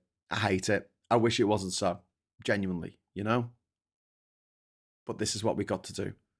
Because we have got to win, friends. We have got to win. And yeah, we can rest on our laurels in 10 years' time when we're back in the EU and go, it was worth it to get us back in the EU. I would much rather be in that situation where I was like, well, I compromised my morals, but we got what we needed to do, done, than sitting there outside the EU, the basket case, the North Korea of Europe, where the economy has just gone into the absolute shit because Nigel Farage couldn't run a fucking piss up in a brewery. I was sitting there, well, we won the argument. I kept idealistically pure, I kept to my guns. I didn't compromise.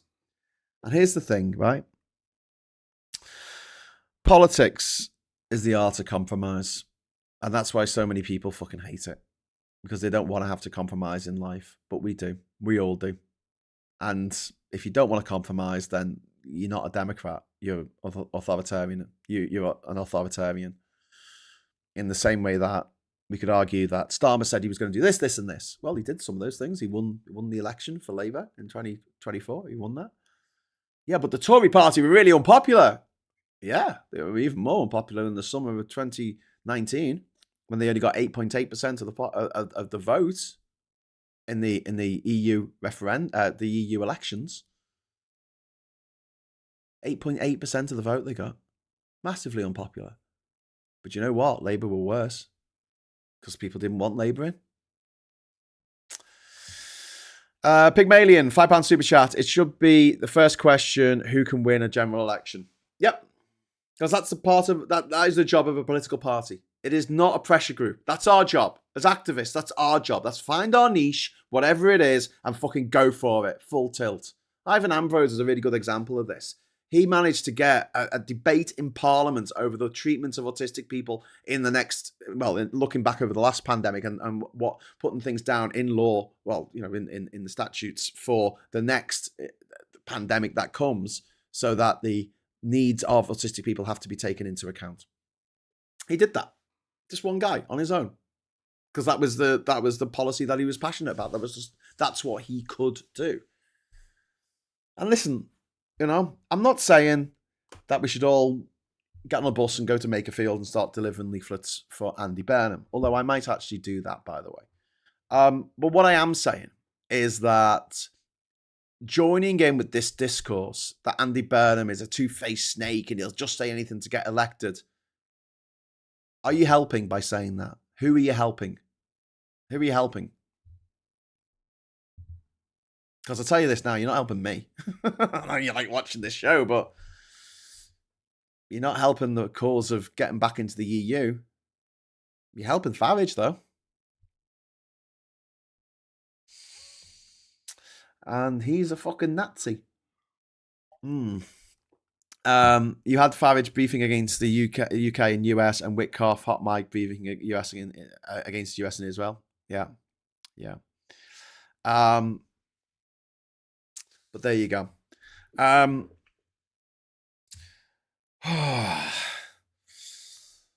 So yeah. Like I say, I wish this wasn't the case, but it is. And that's the argument I'm making. I'm sorry if I've pissed people off this morning. We'll go over to the papers and you'll see why I was talking about this in particular. Because you've got papers like the Daily Mail here. Look, mate, come on. This is what some of my left-wing progressive pro-EU people are saying right now. Slippery Burnham's 2 U-turns in one day. They love this. They love this. They love setting the cat amongst the pigeons. And friends, we keep falling for this. Please, listen to me. Stop falling for it. They win every time because they split us. They split us along ideological lines because they say, oh, the lefties, right? They won't compromise. And they're right. We won't compromise. And that is our biggest weakness on the left. The right, they compromise up the kazoo. They couldn't give a flying fuck if their Lord and Jesus Saviour says one thing and their president says another. They live with cognitive dissonance in their heads all the time. So we on the left, I'm not saying that we need to join them in the whole fucking cognitive dissonance fucking camp. But what we need to do is understand what needs to be done to keep these motherfuckers out of government. Whether it's the Tories, whether it's Refuck, whether it's Trump, whether it's Erdogan, whether it's Oban, whether it's fucking Duterte, whether it's Bolsonaro or Silvio Berlusconi. We have to stop these motherfuckers getting the foot in the door because when they do, they fuck things.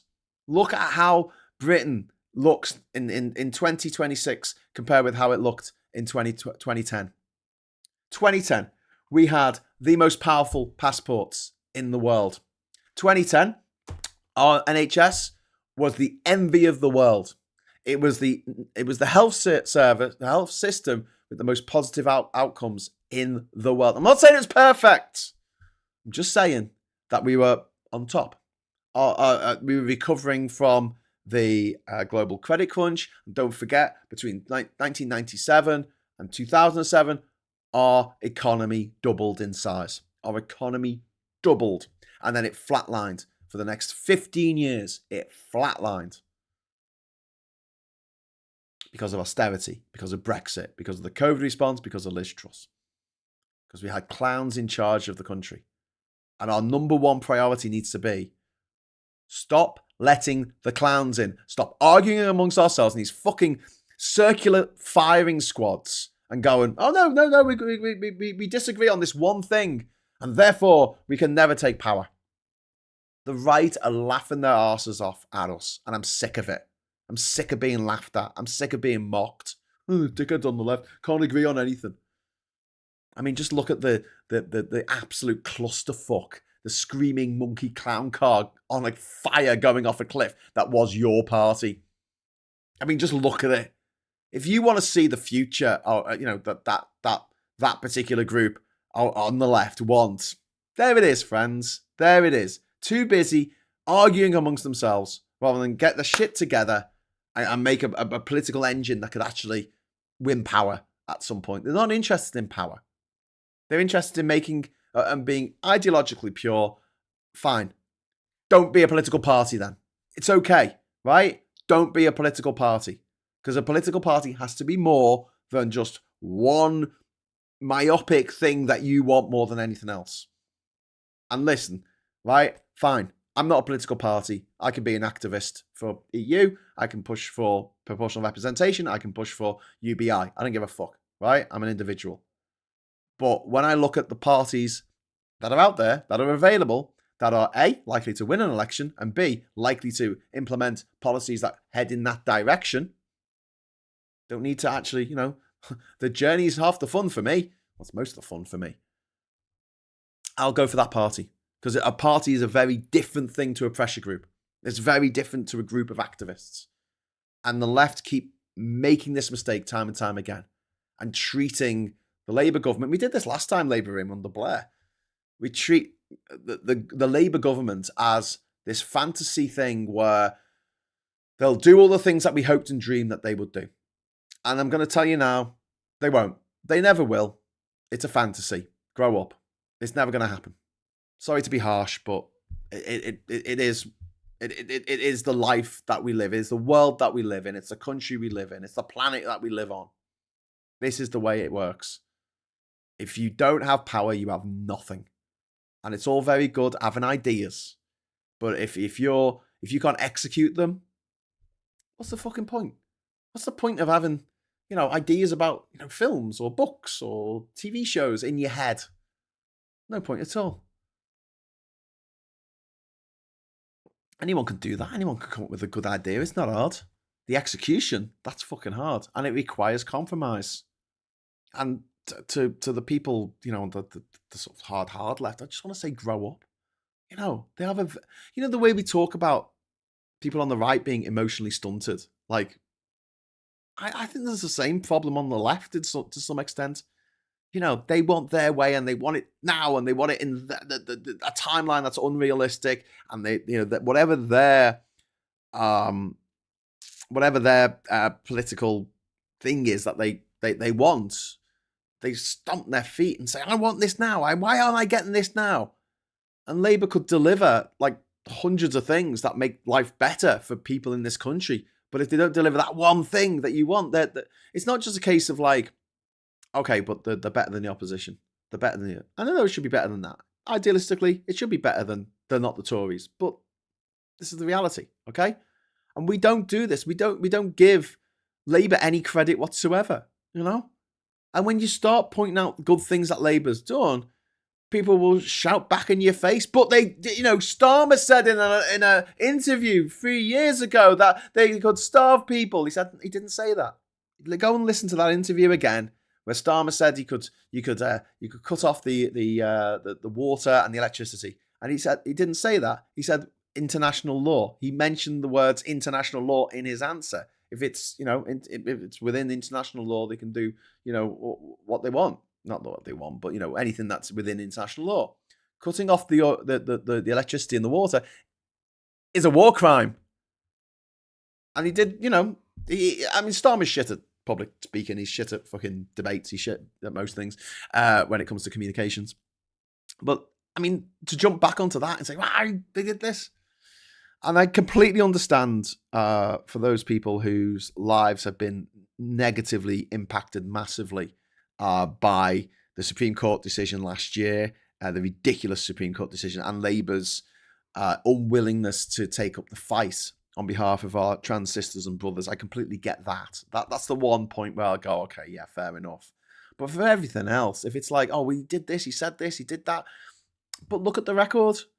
They were elected on a manifesto, and they have either completed 2/3 of it already, in the first 2 years, or they're well on the way to completing it. And they're on course for 81% of the things that they promised in their manifesto. That's not bad. I would like the manifesto to have gone further. Of course I would. I'd like it to have kicked ass, and it didn't. But, yeah, I'm almost scared to read the comments here. Great, fuck off, you knobhead.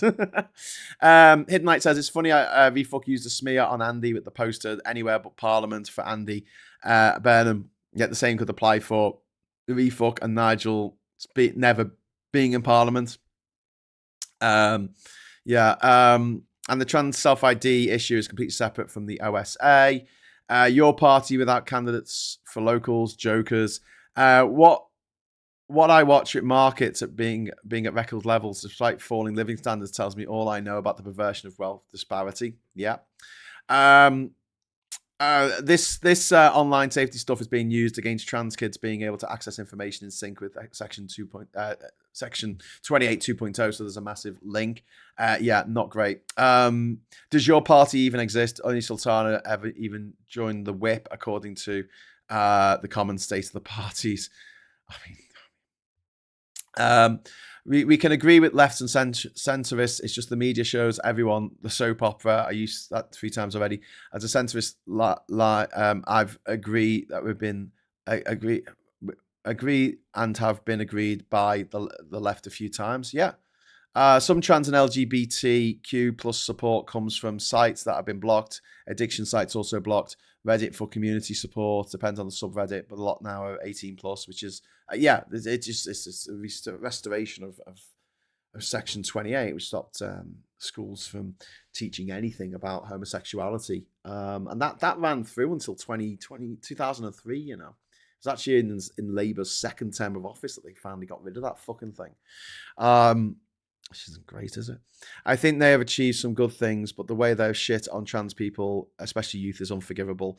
We only know refuck or Tories will be bad or worse. Yeah, yeah. But that's the point. I mean, from my point of view, it's worth staying. It's worth lobbying Labour for trans rights to get them to change course on it. I think that is the sensible thing to do at this point, because like I say, if the if refuck if the Tories had been given that ruling from the Supreme Court, they would have fucking run with it.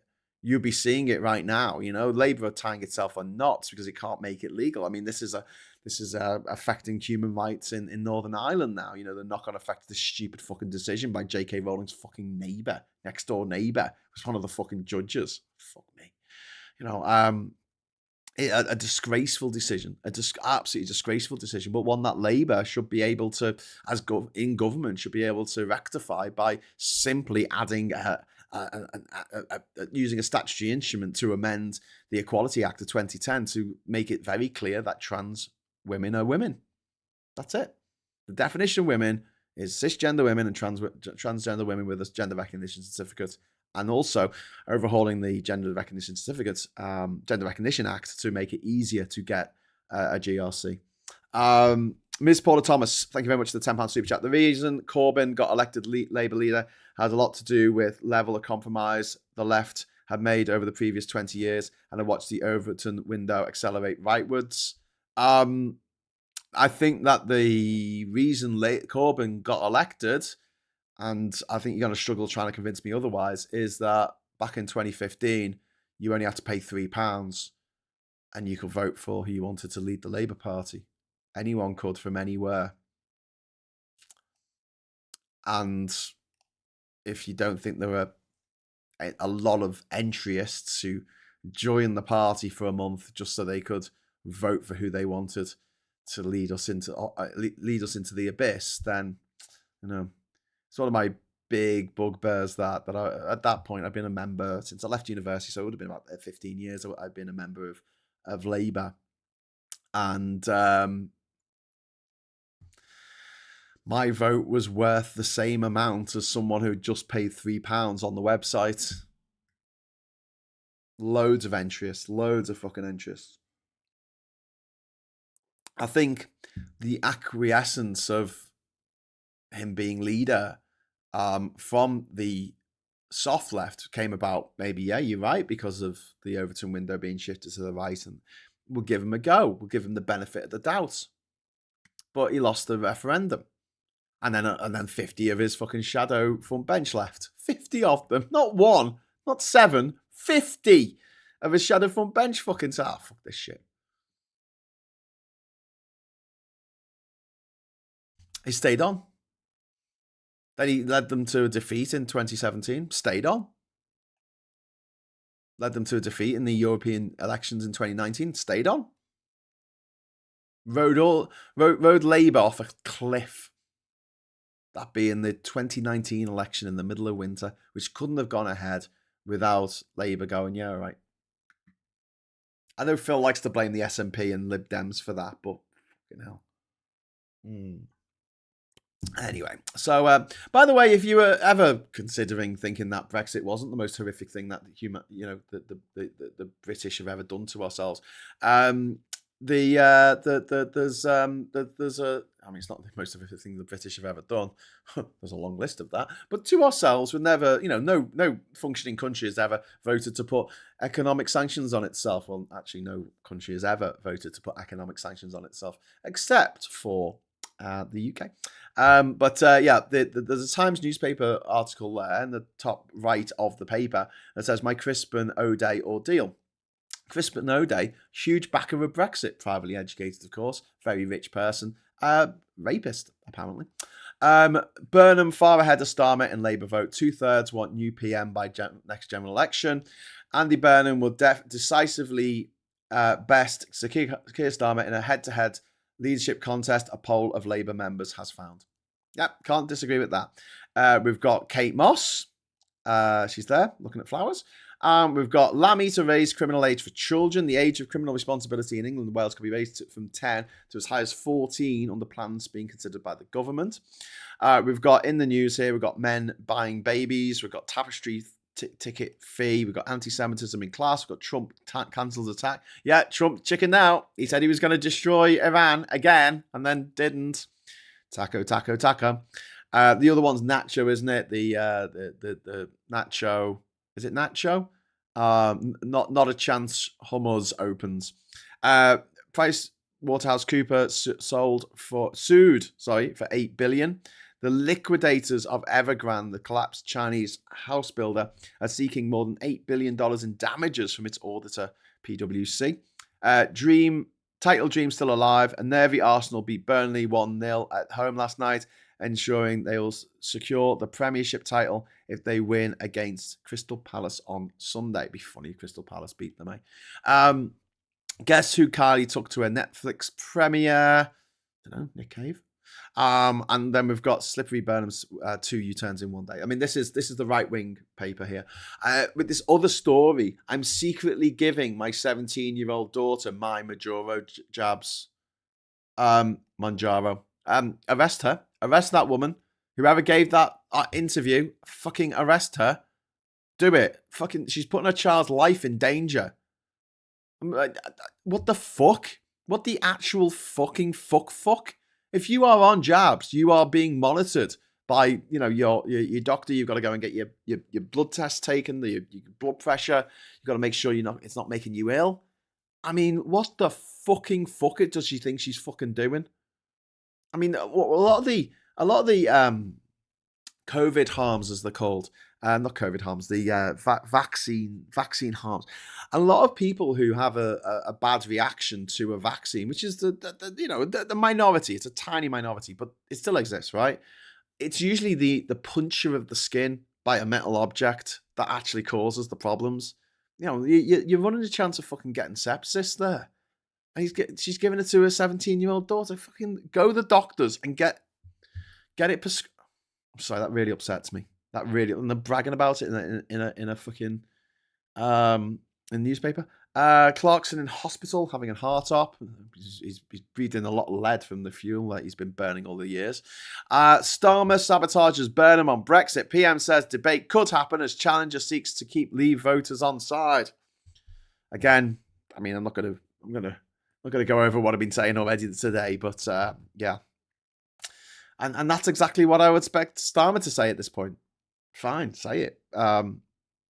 Oil supplies depleting fast, warns energy chief. The world's oil stockpiles are depleting very fast. The head of the International Energy Agency has warned. Why? Because of Trump. Because of Donald Trump. Because of one man. Fucking the planet for his own financial gain. Streeting's NHS home working revolution puts patients at risk. Soldier who died in fall at Royal Show named. Arabic gang beat up Israeli man in London. That's really not good. to Labour, there's a cartoon. Don't even mention Brexit. Bus going into Makerfield. Yes, don't mention the B word. Just don't do it. Trump demands veto on Greenland deals. Fuck you, Trump. You fucking bastard.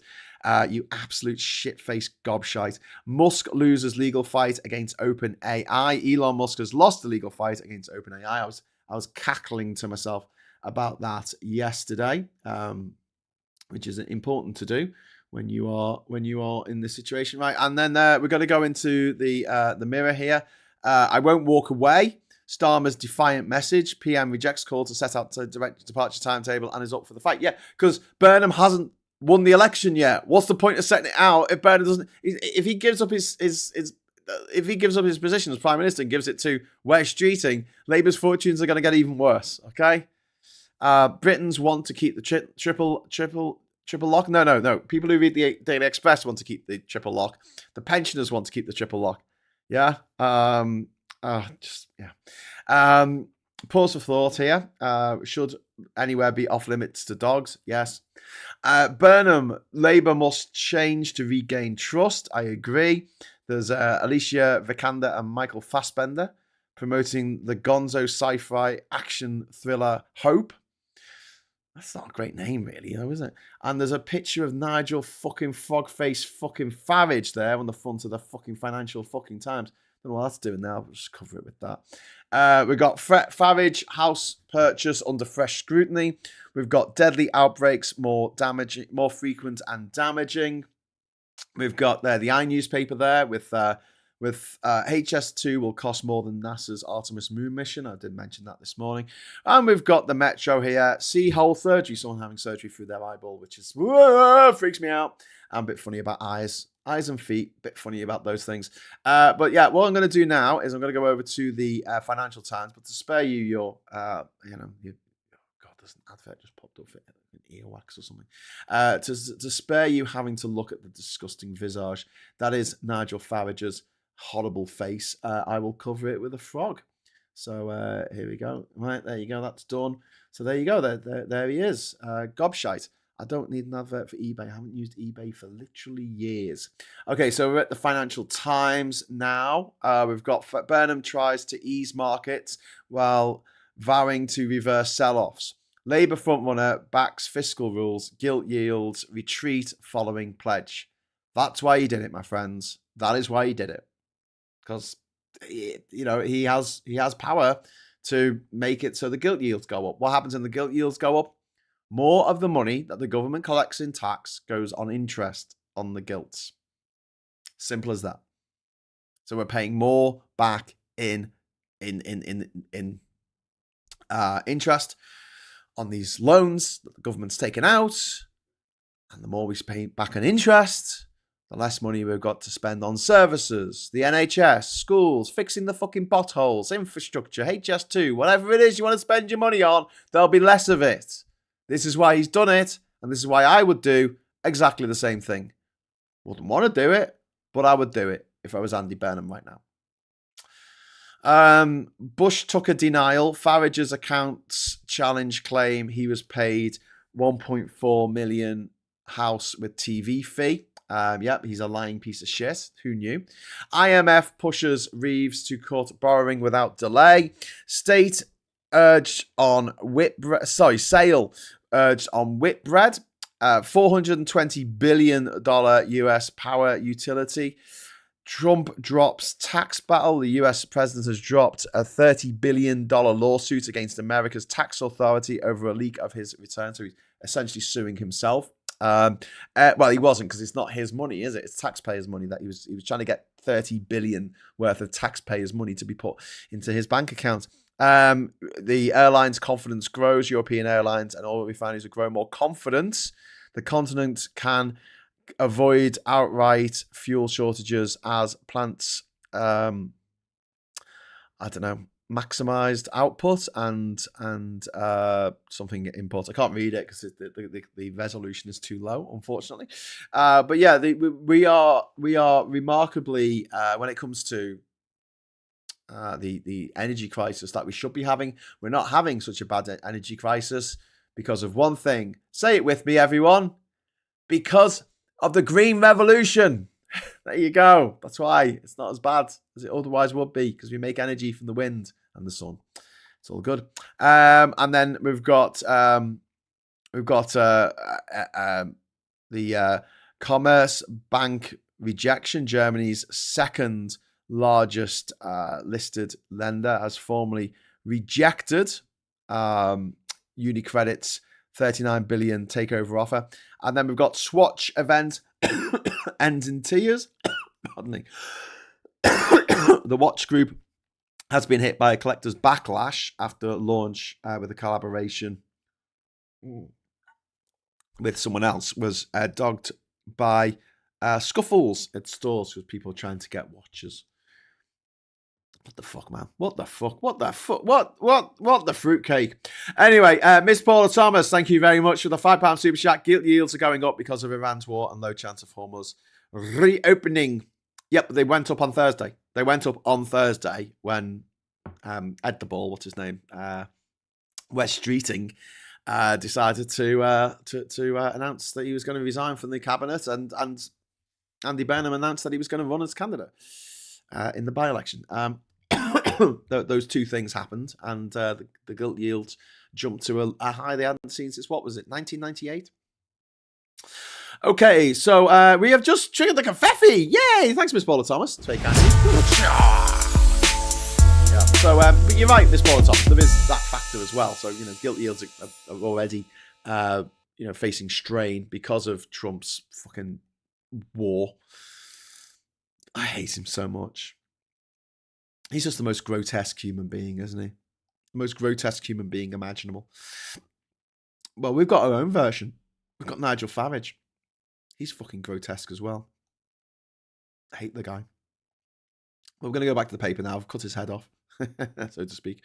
And we've got Musk's case against Altman's OpenAI dismissed for being outside the time limit, which I mentioned, which I'm very, very happy about. But then again, it was against Sam Altman, who may or may not have raped his sister. So it was a bit like Alien versus Predator. Whoever wins, we lose. In a fight between these two gobshites, one of them had to lose, and I'm glad it was one of them. Chinese electric scooters make dash for Europe. Overseas sales have surged for the largest producer of battery-operated scooters and motorcycles. Whoop, whoop, whoop for them. Okay, my friends. We are doing really well here. Hey, listen. I've got an idea. Going to wrap up soon. I've been rabbiting on for 2 hours, and that's far too long for anyone to feasibly rabbit on for. But if we get one more super chat, right, just one, right? Give me a second to set this up because it takes a minute to actually come through. I'm going to bestow on you the honor of Boba Fetty. Boba Fetty. This is going to be awesome. So yeah.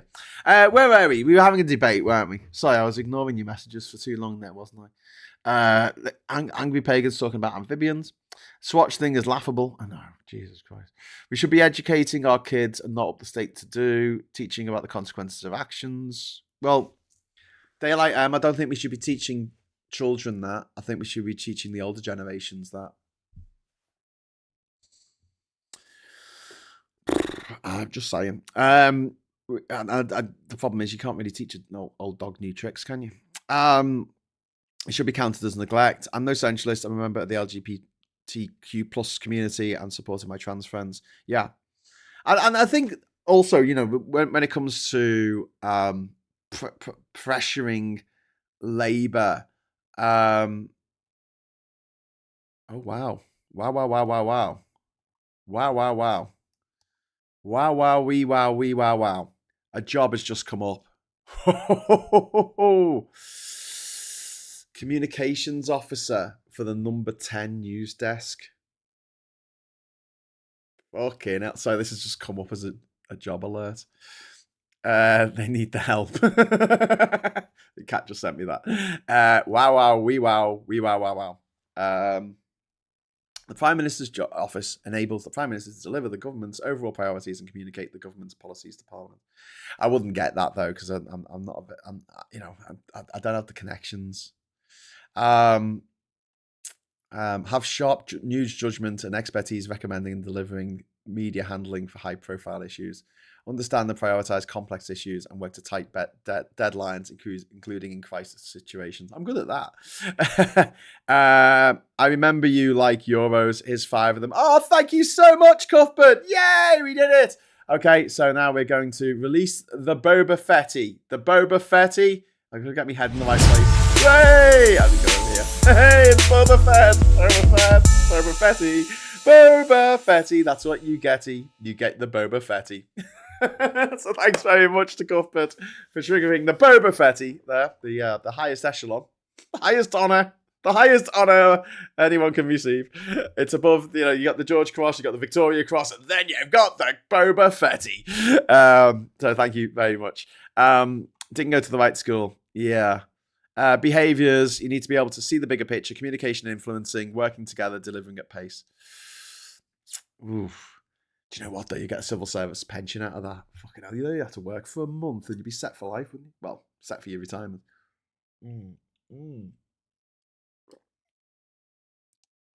But there you go. Got to reply. Got to apply by Wednesday, the 27th of May.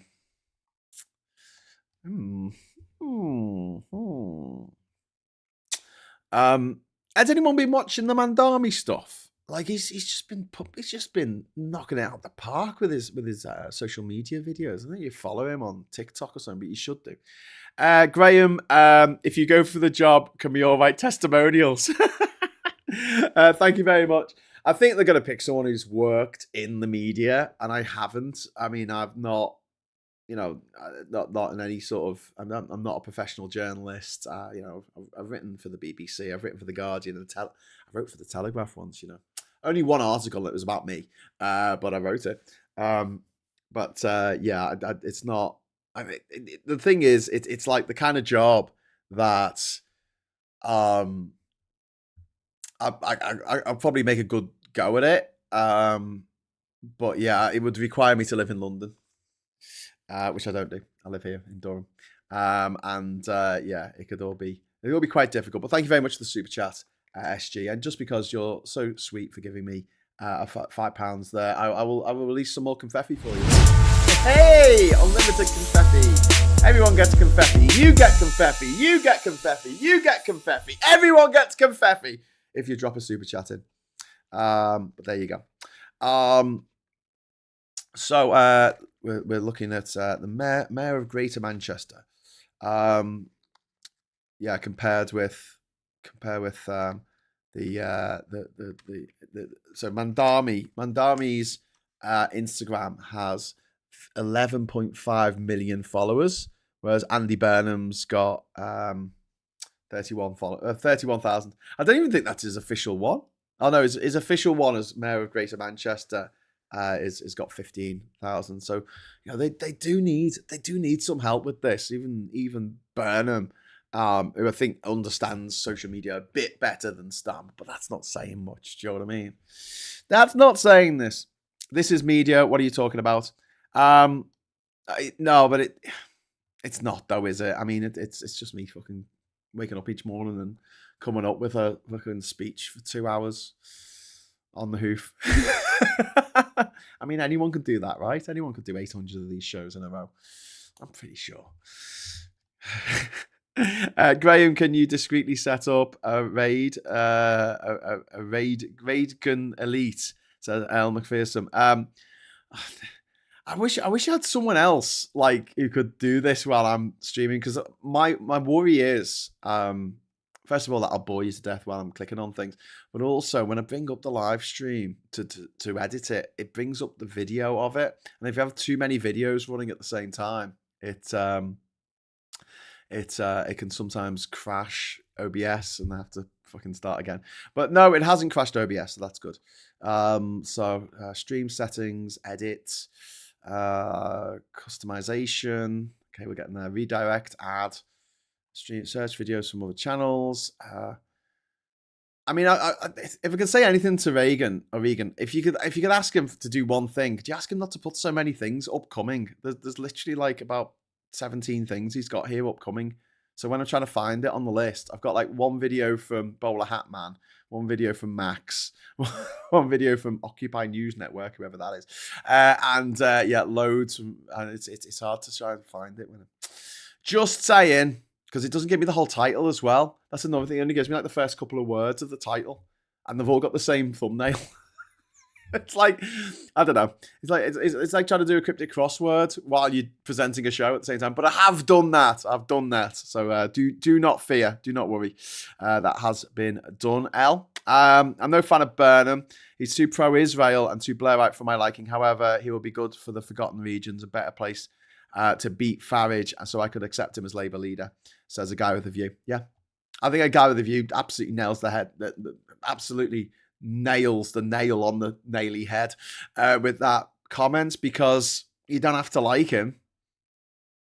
I mean, I wasn't a big fan of Tony Blair. Thought he was fucking annoying. You know, I hated the way he talked. Like this. Doing this weird choppy thing with his hands and stopping in the middle of sentences, and I'm sitting there with ADHD going, "Will you just fucking spit it out? Just say what you need to say." I have a problem with slow talkers. I really do, and I know I shouldn't. I just get impatient. And do you know what's made it worse? You know what's made it so much fucking worse, right? If I go on Instagram, or if I go on or YouTube, or I go on what's that other one? TikTok. If you hold down the video, it goes at double speed. I watch every video on double speed. I find it difficult now to watch things on single speed because it just takes too long for people to spit it out. And honestly, if I'm running what you're saying at double speed and it's not fast enough, and you're not speaking fast enough even at double speed, then I'll just stop watching the video. That's awful. I know it's awful. I just get really impatient. Anyway, so yeah, I wasn't a big fan of Tony Blair, especially after he invaded Afghanistan, which made no sense. Oh no, Afghanistan didn't make a lot of sense, but it made more sense than invading Iraq. I mean, fuck me. That made no sense whatsoever. Oh, this guy in charge of Iraq's a bit of a wronger, isn't he? Yeah. Well, let's get rid of him. Okay, cool. Are we gonna have a coup? Are we gonna kidnap him? Are we gonna? No, we're gonna have a full-scale invasion, and we're gonna absolutely fucking destroy the entire country, raze it to the ground, and then we're gonna rebuild it in the image of the neo-fucking liberalist fucking agenda. You know, the Chicago School of Economics. What? We're going to put a 21-year-old in charge of the entire economy.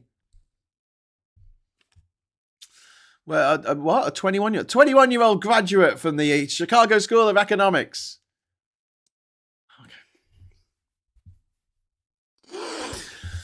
Okay. I'm helping. Apply for tilt. Apply for it. The response could be funny. What?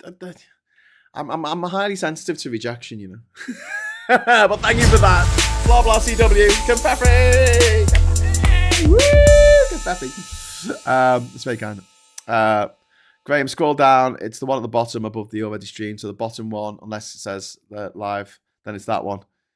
Graham, scroll down. It's the one that's at the bottom above the already stream. So it's the bottom one, unless it's live, and then it's the top one. Yeah. Easy. When I'm trying to present the show at the same time. I don't want to have to do homework. I don't want to have to. Yeah, I think my rule is, isn't it, like if you got to click more than 5 times to just do something. You're like, what is even happening? If anyone wants to see this civil service job, anyone else wants to go for it, there you go. Yeah, full time. There's 2 jobs available actually. But yeah, I would need to live in London.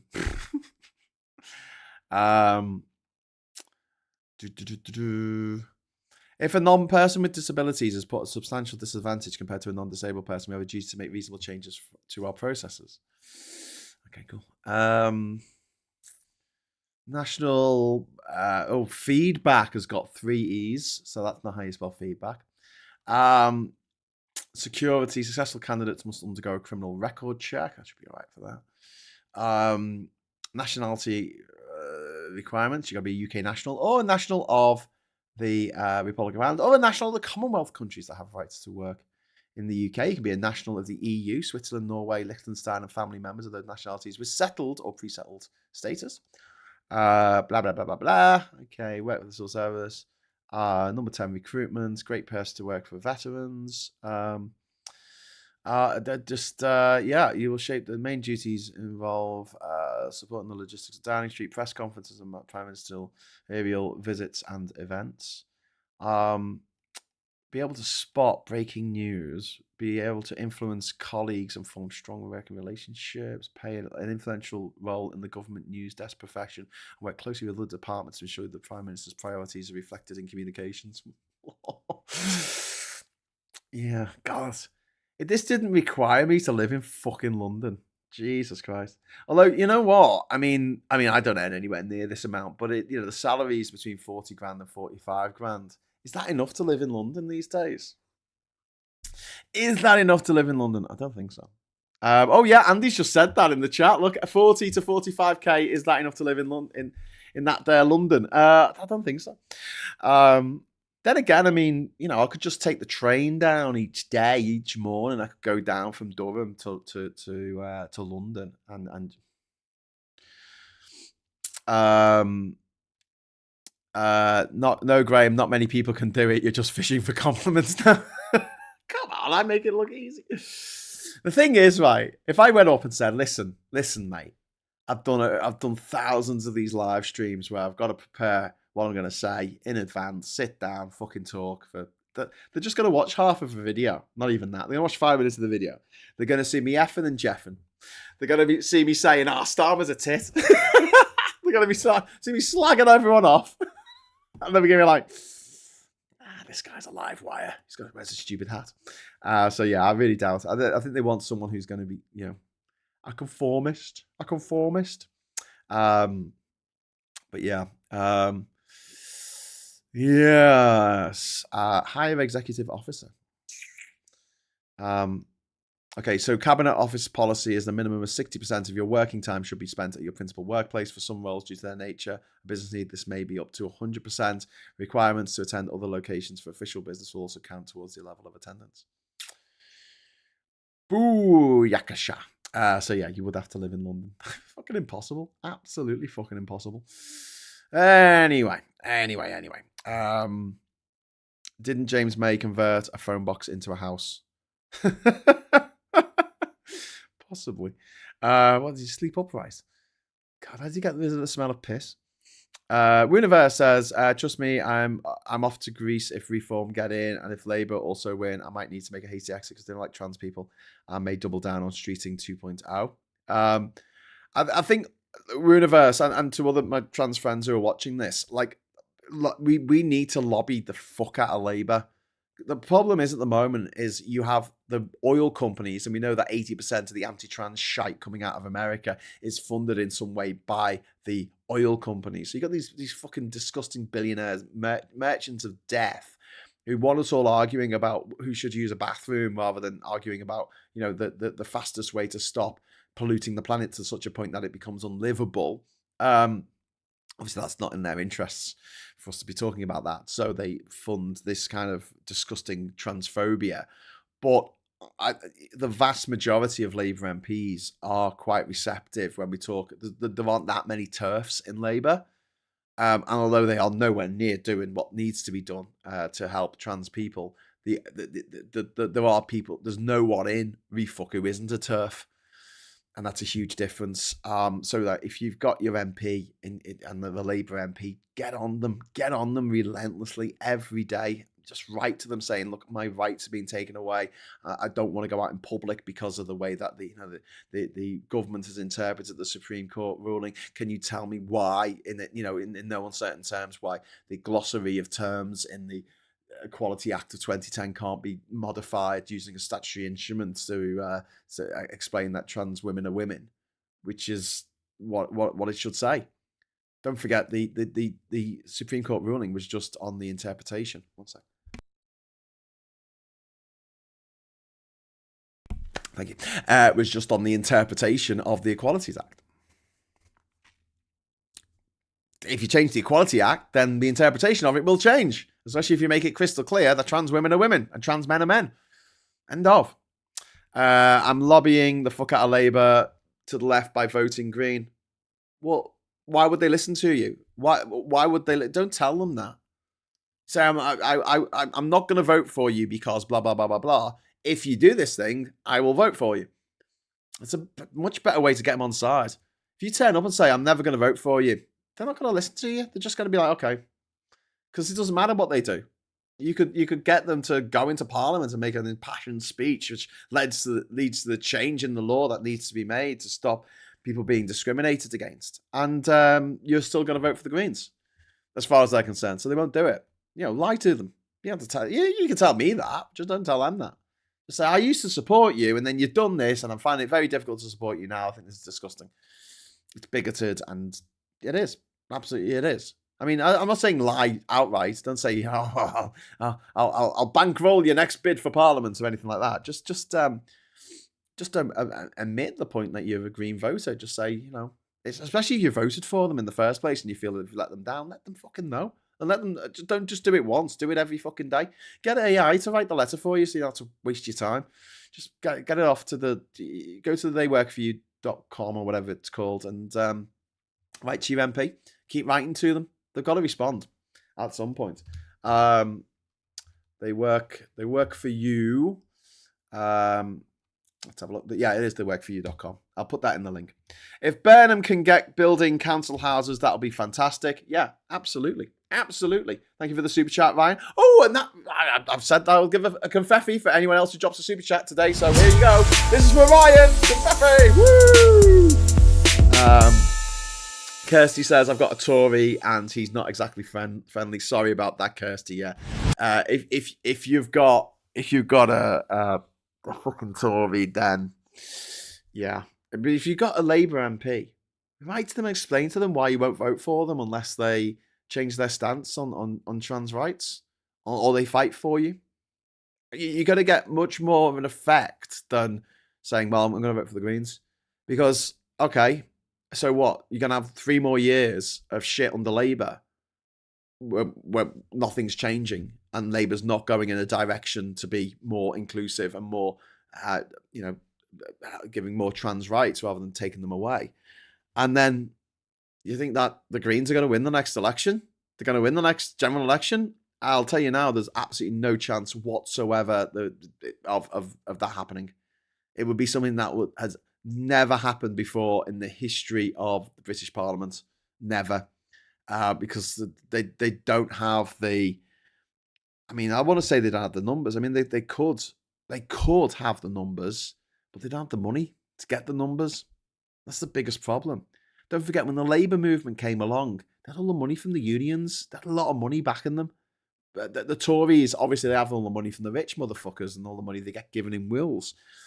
Refuck are doing well because they've got loads of money. Why have the Lib Dems never done that well in, they do all right in local elections when people want to do a protest vote.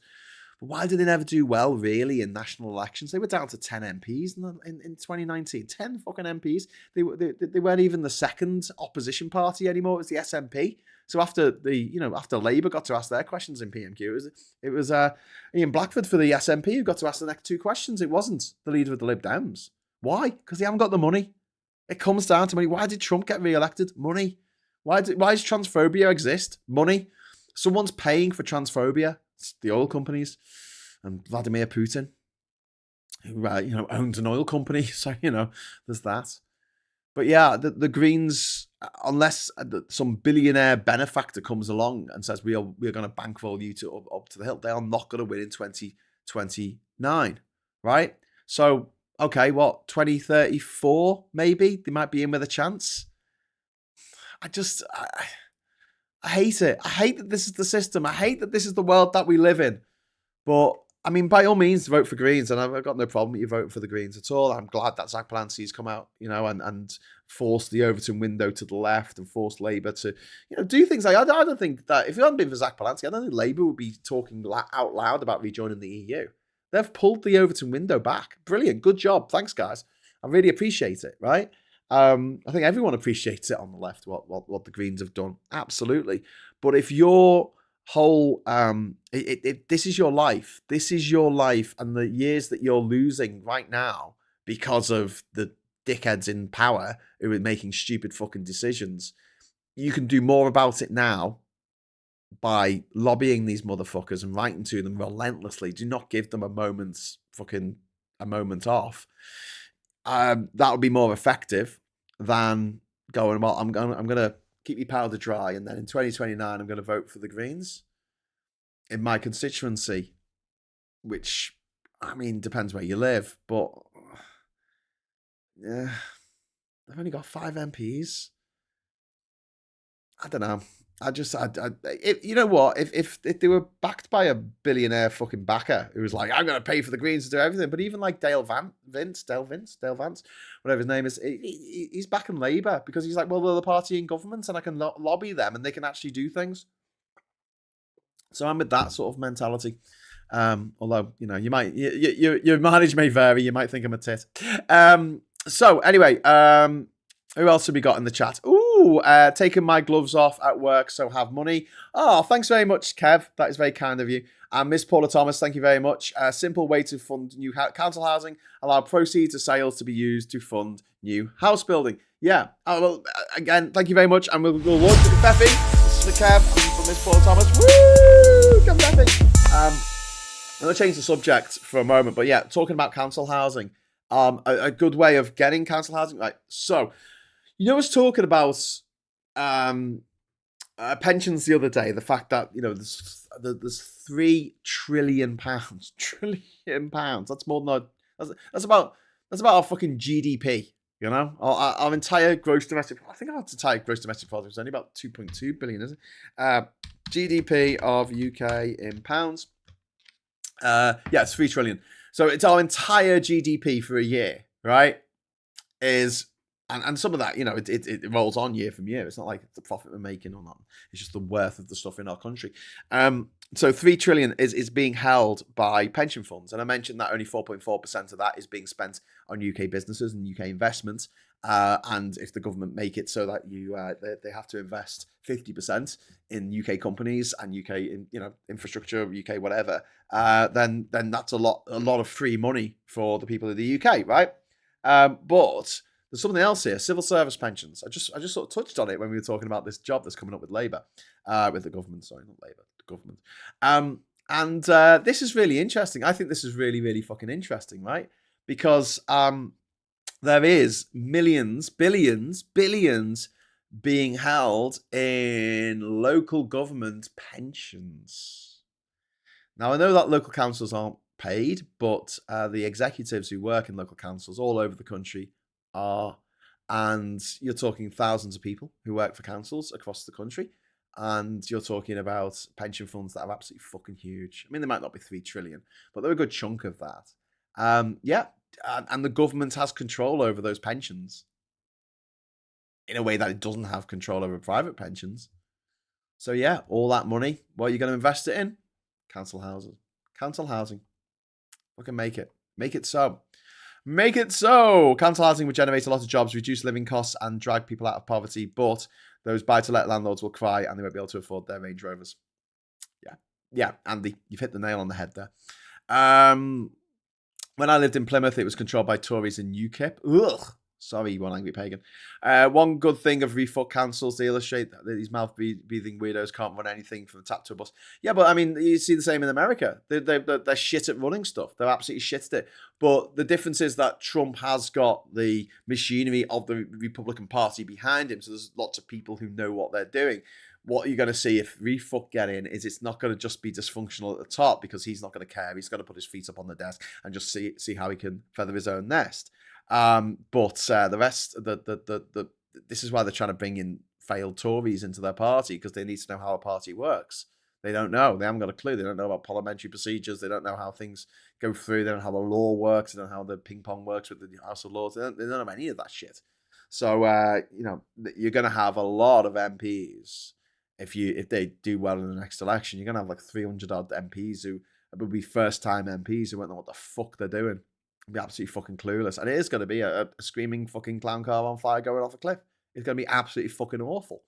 Yeah, you want professionalism.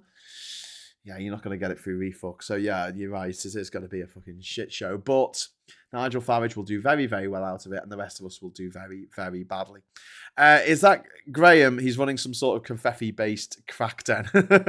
Yes, that's what I'm doing. A crack den of confetti.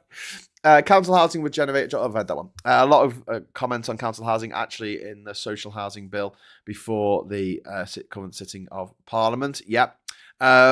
New Zealand, and I did mention that the government have talked about social housing, but I think they should be talking about council housing because we make the link there to the fact that we'll be able to have houses that we pay rent to the council for. That's the way it should be. Another thing they could change is council housing can't be run as a private enterprise. I think that's wrong.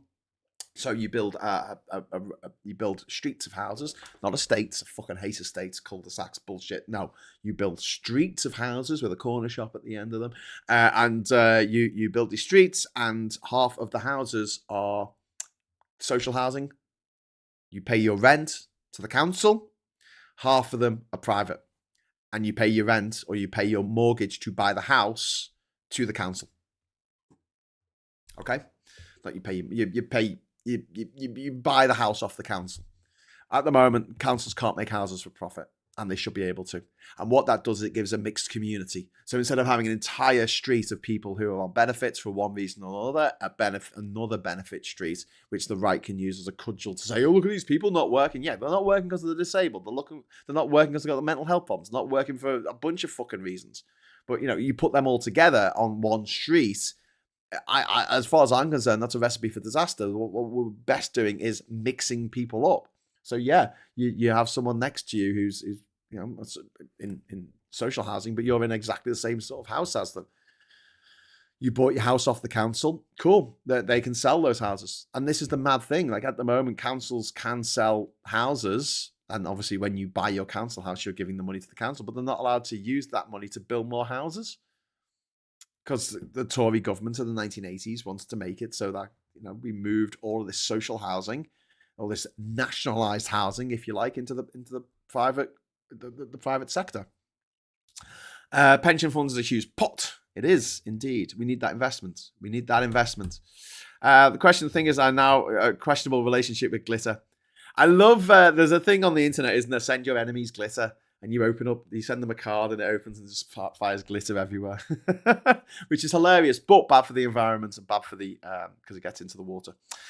New Zealand has compulsory accident purchase for our freedom, says Greg. The compulsory accident insurance. That's a good idea. Also, what would be a good idea is giving councils the right to actually fucking come down like a ton on bricks on absentee landlords. And also come down like a ton of bricks on people who abandon their properties. If you abandon your property, if no one's lived there for a year, that's it. It goes on the council it's compulsory purchased by the council for £1. That's the rule. And look, that there'll be ways of getting around it. People will say, but it's on the market. I'm trying to sell it and it's just not selling. Fine. So then we think about all the different ways that the rich will try and wiggle out of this and say, well, if you're going to put it on the market, it has to go for the market rate. You can't say it's going for £1 million, even though it's only worth 250,000. And I can't find a buyer. But and also we can have things where I would like to see the landlord paying for the council tax rather than the people living in the fucking homes. The council tax is a fucking poll tax essentially because you got to live somewhere, and everyone has to fucking pay it, and it's a flat rate. It's a flat rate. It's just ridiculous. For whichever band of housing they decided that you were in back in 1991. What the fuck? On a drive-by? Not a drive-by shooting. It wasn't that exciting. They literally drove past people's houses and they just ticked where they thought it was band B, band D, band F, whatever. I work part-time in a university library. It's not an easy vocation to get into. Speaking of rent and council house, etc., Jigsaw, private or public, I know it's Manchester-based housing. I have plenty of flats and home, but I'm now confused. Are they private or not? Yeah, I mean, cryptocurrency does seem the modern day version of the tulip bubble, says Ryan. Yeah.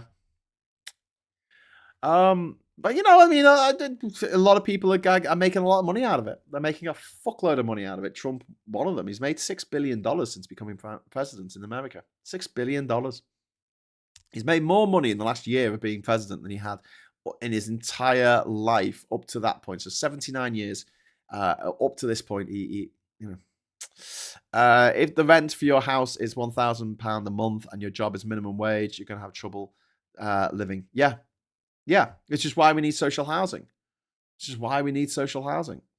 And Greg says, I'm a right arm amputee. Oh, sorry, man. Can't be fun. And Martin says, stops people jumping into cars and driving 10 minutes. Yeah. I just the council estates, like the ones where there's just nothing. There's just nothing around. And what are you going to do? Walk to the fucking supermarket? It's 5 miles away, and walk back with all your shopping in the rain. Little old grandmother living on her own. What the fuck? Seriously, no. We need more community-based stuff. We need cafes and restaurants and bars, pubs and shops in our local area that are fucking walkable within 15 minutes. That's what we need. And that's what we should really, really be pushing for. And it's sad, like in Liverpool, we've got so many closed pubs, and it's because people get on the bus and go to the city centre, or they get a taxi to the city, or they get on the train and go to the city centre, which is sad, right? But I kind of understand it. Out here in Durham, there's nothing. There's nothing for fucking miles. I've spoken before about how it's a half-hour fucking round trip to get a cup of coffee in a cafe. There's just no third places. They just don't think about it. They're just like, oh, well, you get in your car, you drive somewhere.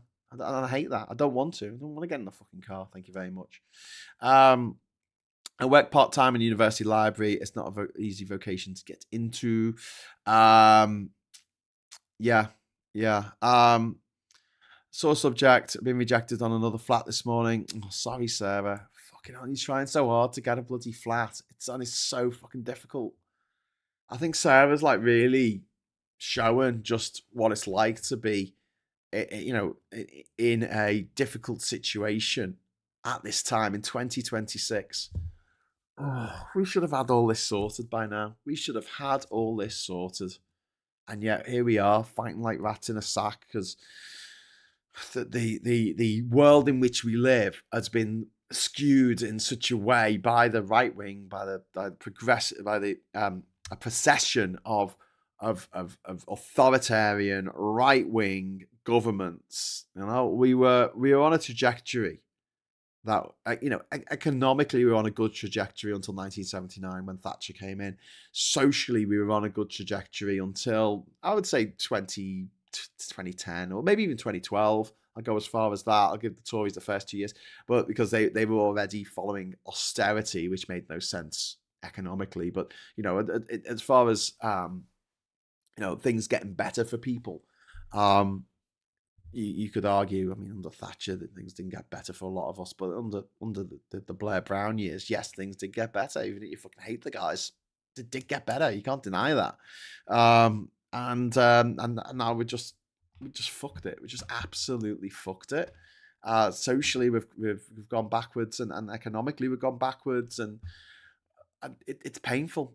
I'm going to be 50 in a few years' time, and I just thought by now we'll get it sorted. No, that was naive, I guess. I was traveling around in 2009. Actually, I think I wrote a blog entry about like how close we were to world peace. In 2009, we were very, very, very close to world peace.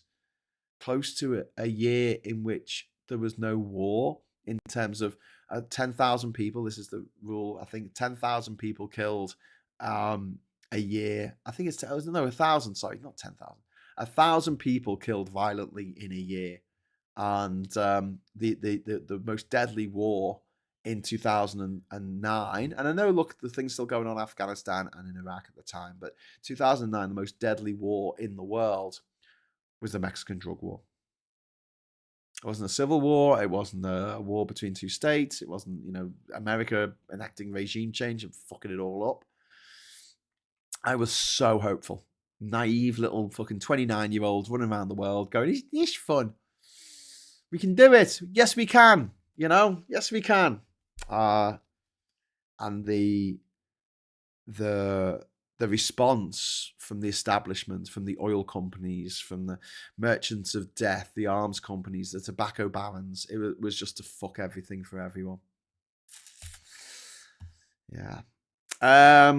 This is why I'm lucky to live in Nottingham. Most of our small towns are 15 minutes walk to anywhere, though our closest hospital is about a 30, 45-minute walk.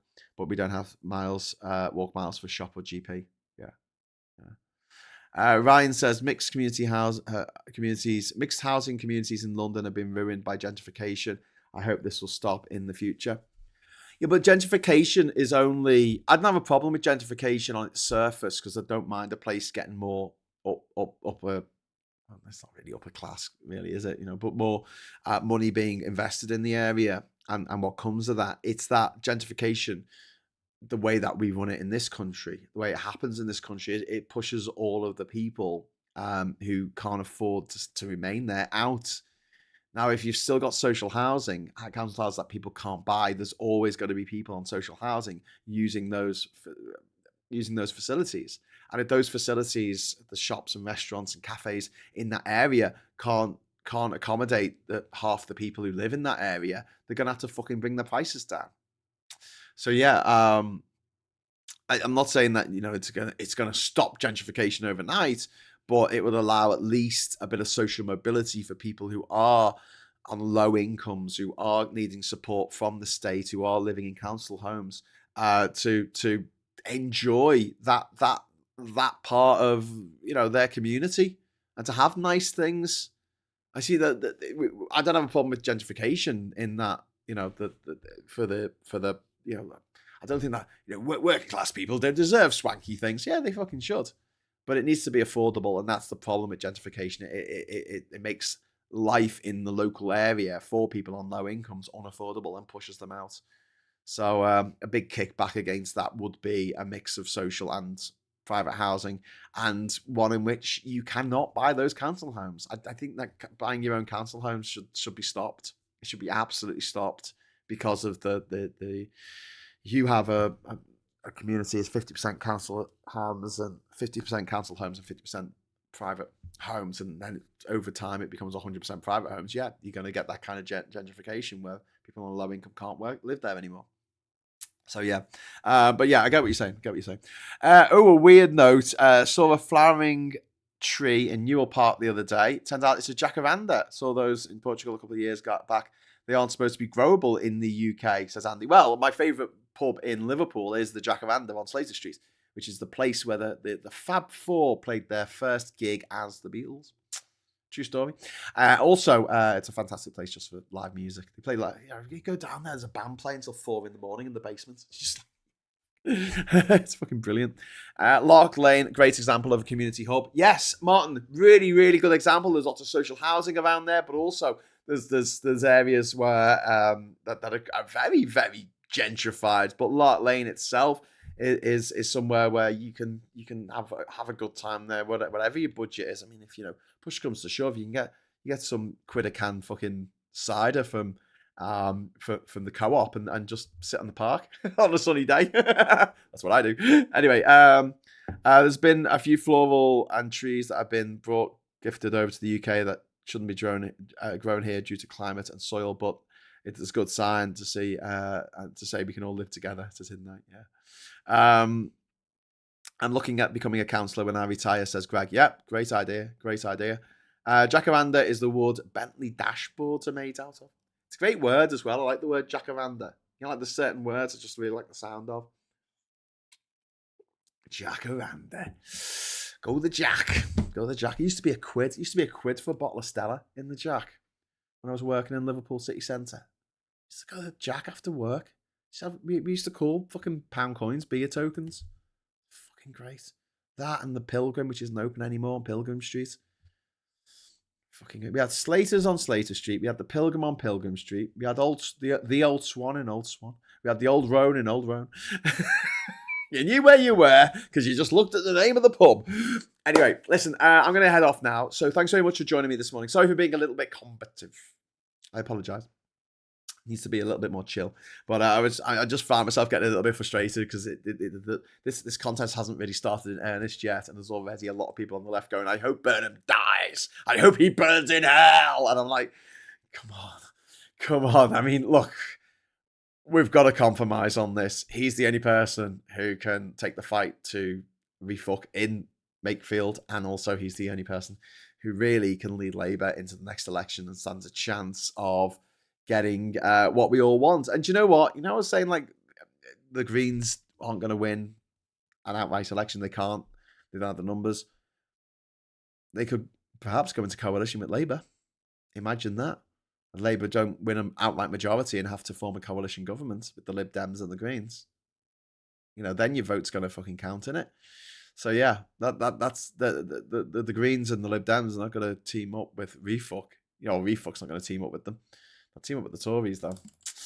Watch this space. I moved to Hamilton City to Auckland to work. That was tough. That's a long way. Hamilton. It's on the other coast, isn't it? Hamilton. Is that the Art Deco city? Is that the Art Deco place? Hamilton, New Zealand. Art Deco. City in North Island. Oh no, it's not. No, it's not. Is it? Hamilton Gardens, Japanese and traditional Maori styles. Okay. What's? Oh no, I'm getting it mixed up, aren't I? No. Oh, okay. Napier. That's the one. That's the art. I thought you were commuting from Napier, which is on the east coast, isn't it? Over to Auckland, which is on the west coast. It's like, bloody hell, that's a bit of a trek. So I was getting it mixed up. Hamilton and Napier. Napier is this amazing Art Deco town. It was completely razed to the ground in the 1930s, and it was rebuilt in Art Deco style, and it's great. And it's like, if you ever like Beamish here in County Durham, where it's like an old mining town, where people dress up in period costumes, or you go to Sovereign Hill in Ballarat in Australia, same sort of thing. Well, in New Zealand, Hamilton is like the ultimate like Art Deco town, and people dress up in Art Deco outfits and they drive around in like 1930s cars. You get photos with them. They take you around the town in a little 1930s car. It's fucking great. It's fucking so cool. As far as I can say, Art Deco was the last acceptable hurrah of architecture before it all went tits up after the war, because they were like, let's make everything out of grey concrete shit. Yeah. Grey concrete solidified slop. Bloody grey squirrels always getting the steak bakes. Oh, grey squirrels! Don't get me started on the grey squirrels. Taking all our ginger squirrely friends. Have a Google every pictures. Portugal is very pretty this time of year. However, tour guide said, don't park under them. They stay in the car paint with the flowers. I know. Yeah. If you are going to get a car, get a brightly coloured car. You're much less likely to die in a car crash if your car is brightly coloured. That's why I recommend yellow or luminous pink. That's what I would pick. Hamilton is called the Tron. The Tron City. Lol, me neither, but I know one more useless thing, which is nice. Oh, no knowledge is useless. I swear to God, no knowledge is useless. That's the hill I will die on. Because one day you might meet someone, and your little quirky fact that you know might be the same quirky fact that they know. And you will establish a rapport with that person. And that person could be your future husband or your future wife. Or it could be someone who's just got loads of money and wants to give you loads of money to do the things that you want to do in your life. And you came together because you had one quirky bit of pop culture knowledge that no one else thought. No, they're very, fucking you right, yeah. Steven Spielberg did direct the first episode of Columbo. And you're like, yes. Glad you knew that. Woo! Yellow car. Get yourself a yellow car. Okay, so listen. Thanks very much for watching. I'll be back at 7:30 this evening with Ollie Bowler Hatman. We'll be doing Geoscope. We'll be talking about what the effects of Trump around the world have been, the oil crisis that we're facing, and we're also going to be talking about the trip to China last week that Trump and his mates did, Tim Apple and Elon Musk and all those motherfuckers. And we'll be talking about how that all turned out and how fucking ridiculous it was. So please join us for that. Geoscope tonight at 7:30. Like I often say, please give us a like and before you go. Also subscribe to the channel if you're not already subscribed. If you want to have your say, you want to argue with me, you got to subscribe and hit the bell notification icon if you have. subscribed, and you want to know when we're going to go live. So 7:30 tonight, and then tomorrow 9 o'clock or 9:10, whatever, if we have technical problems, and we'll dive into it together. Thank you so much for the comments. Thanks everyone for keeping it civil. Again, like I wasn't trying to be too combative, but you know, I am more emotional about this stuff than analytical, I guess. But in that respect, I do feel like I kind of. I feel like I represent the sort of the voters who are just exhausted with it all, but at the same time, you know, just they hope for the best, but trying to keep your feet in the sort of realist camp of what can we do here, what good can we do, and the sussing out ways together of getting the best possible results with the shitty cards that we've been dealt. And I'm so sorry that the shitty cards that we've been dealt have been so particularly shitty over the last 16 years. Anyway, so there you go. Thanks, Graham, and go for it, says SG. Well, go for the job. Oh, okay. I'll go on. I'll apply for it. I doubt they'll fucking take me on, but I mean, you know, if they do, there's going to be a whole fucking hoo-ha about how I live down in London, and it's gonna put strain on my relationship, and I think it's going to be very difficult. I think it's going to be very difficult. But maybe if I just see it as like a little excursion. I sure don't think they're going to allow me to just travel to where do I want to go? To Bougainville next year. Hey, listen, can I take 3 months off to travel overland to this, remote island in the South Pacific that's getting a nation status on the 1st of September next year? But yes, we will see. Squirrels are just vegan foxes. Squirrels, nice red squirrels, nice red hens, nice red foxes, nice gingers. I like the gingers. Fucking red polar, red pandas. Oh, so cute, so cute. You want to make an animal even cuter? Make it a ginge.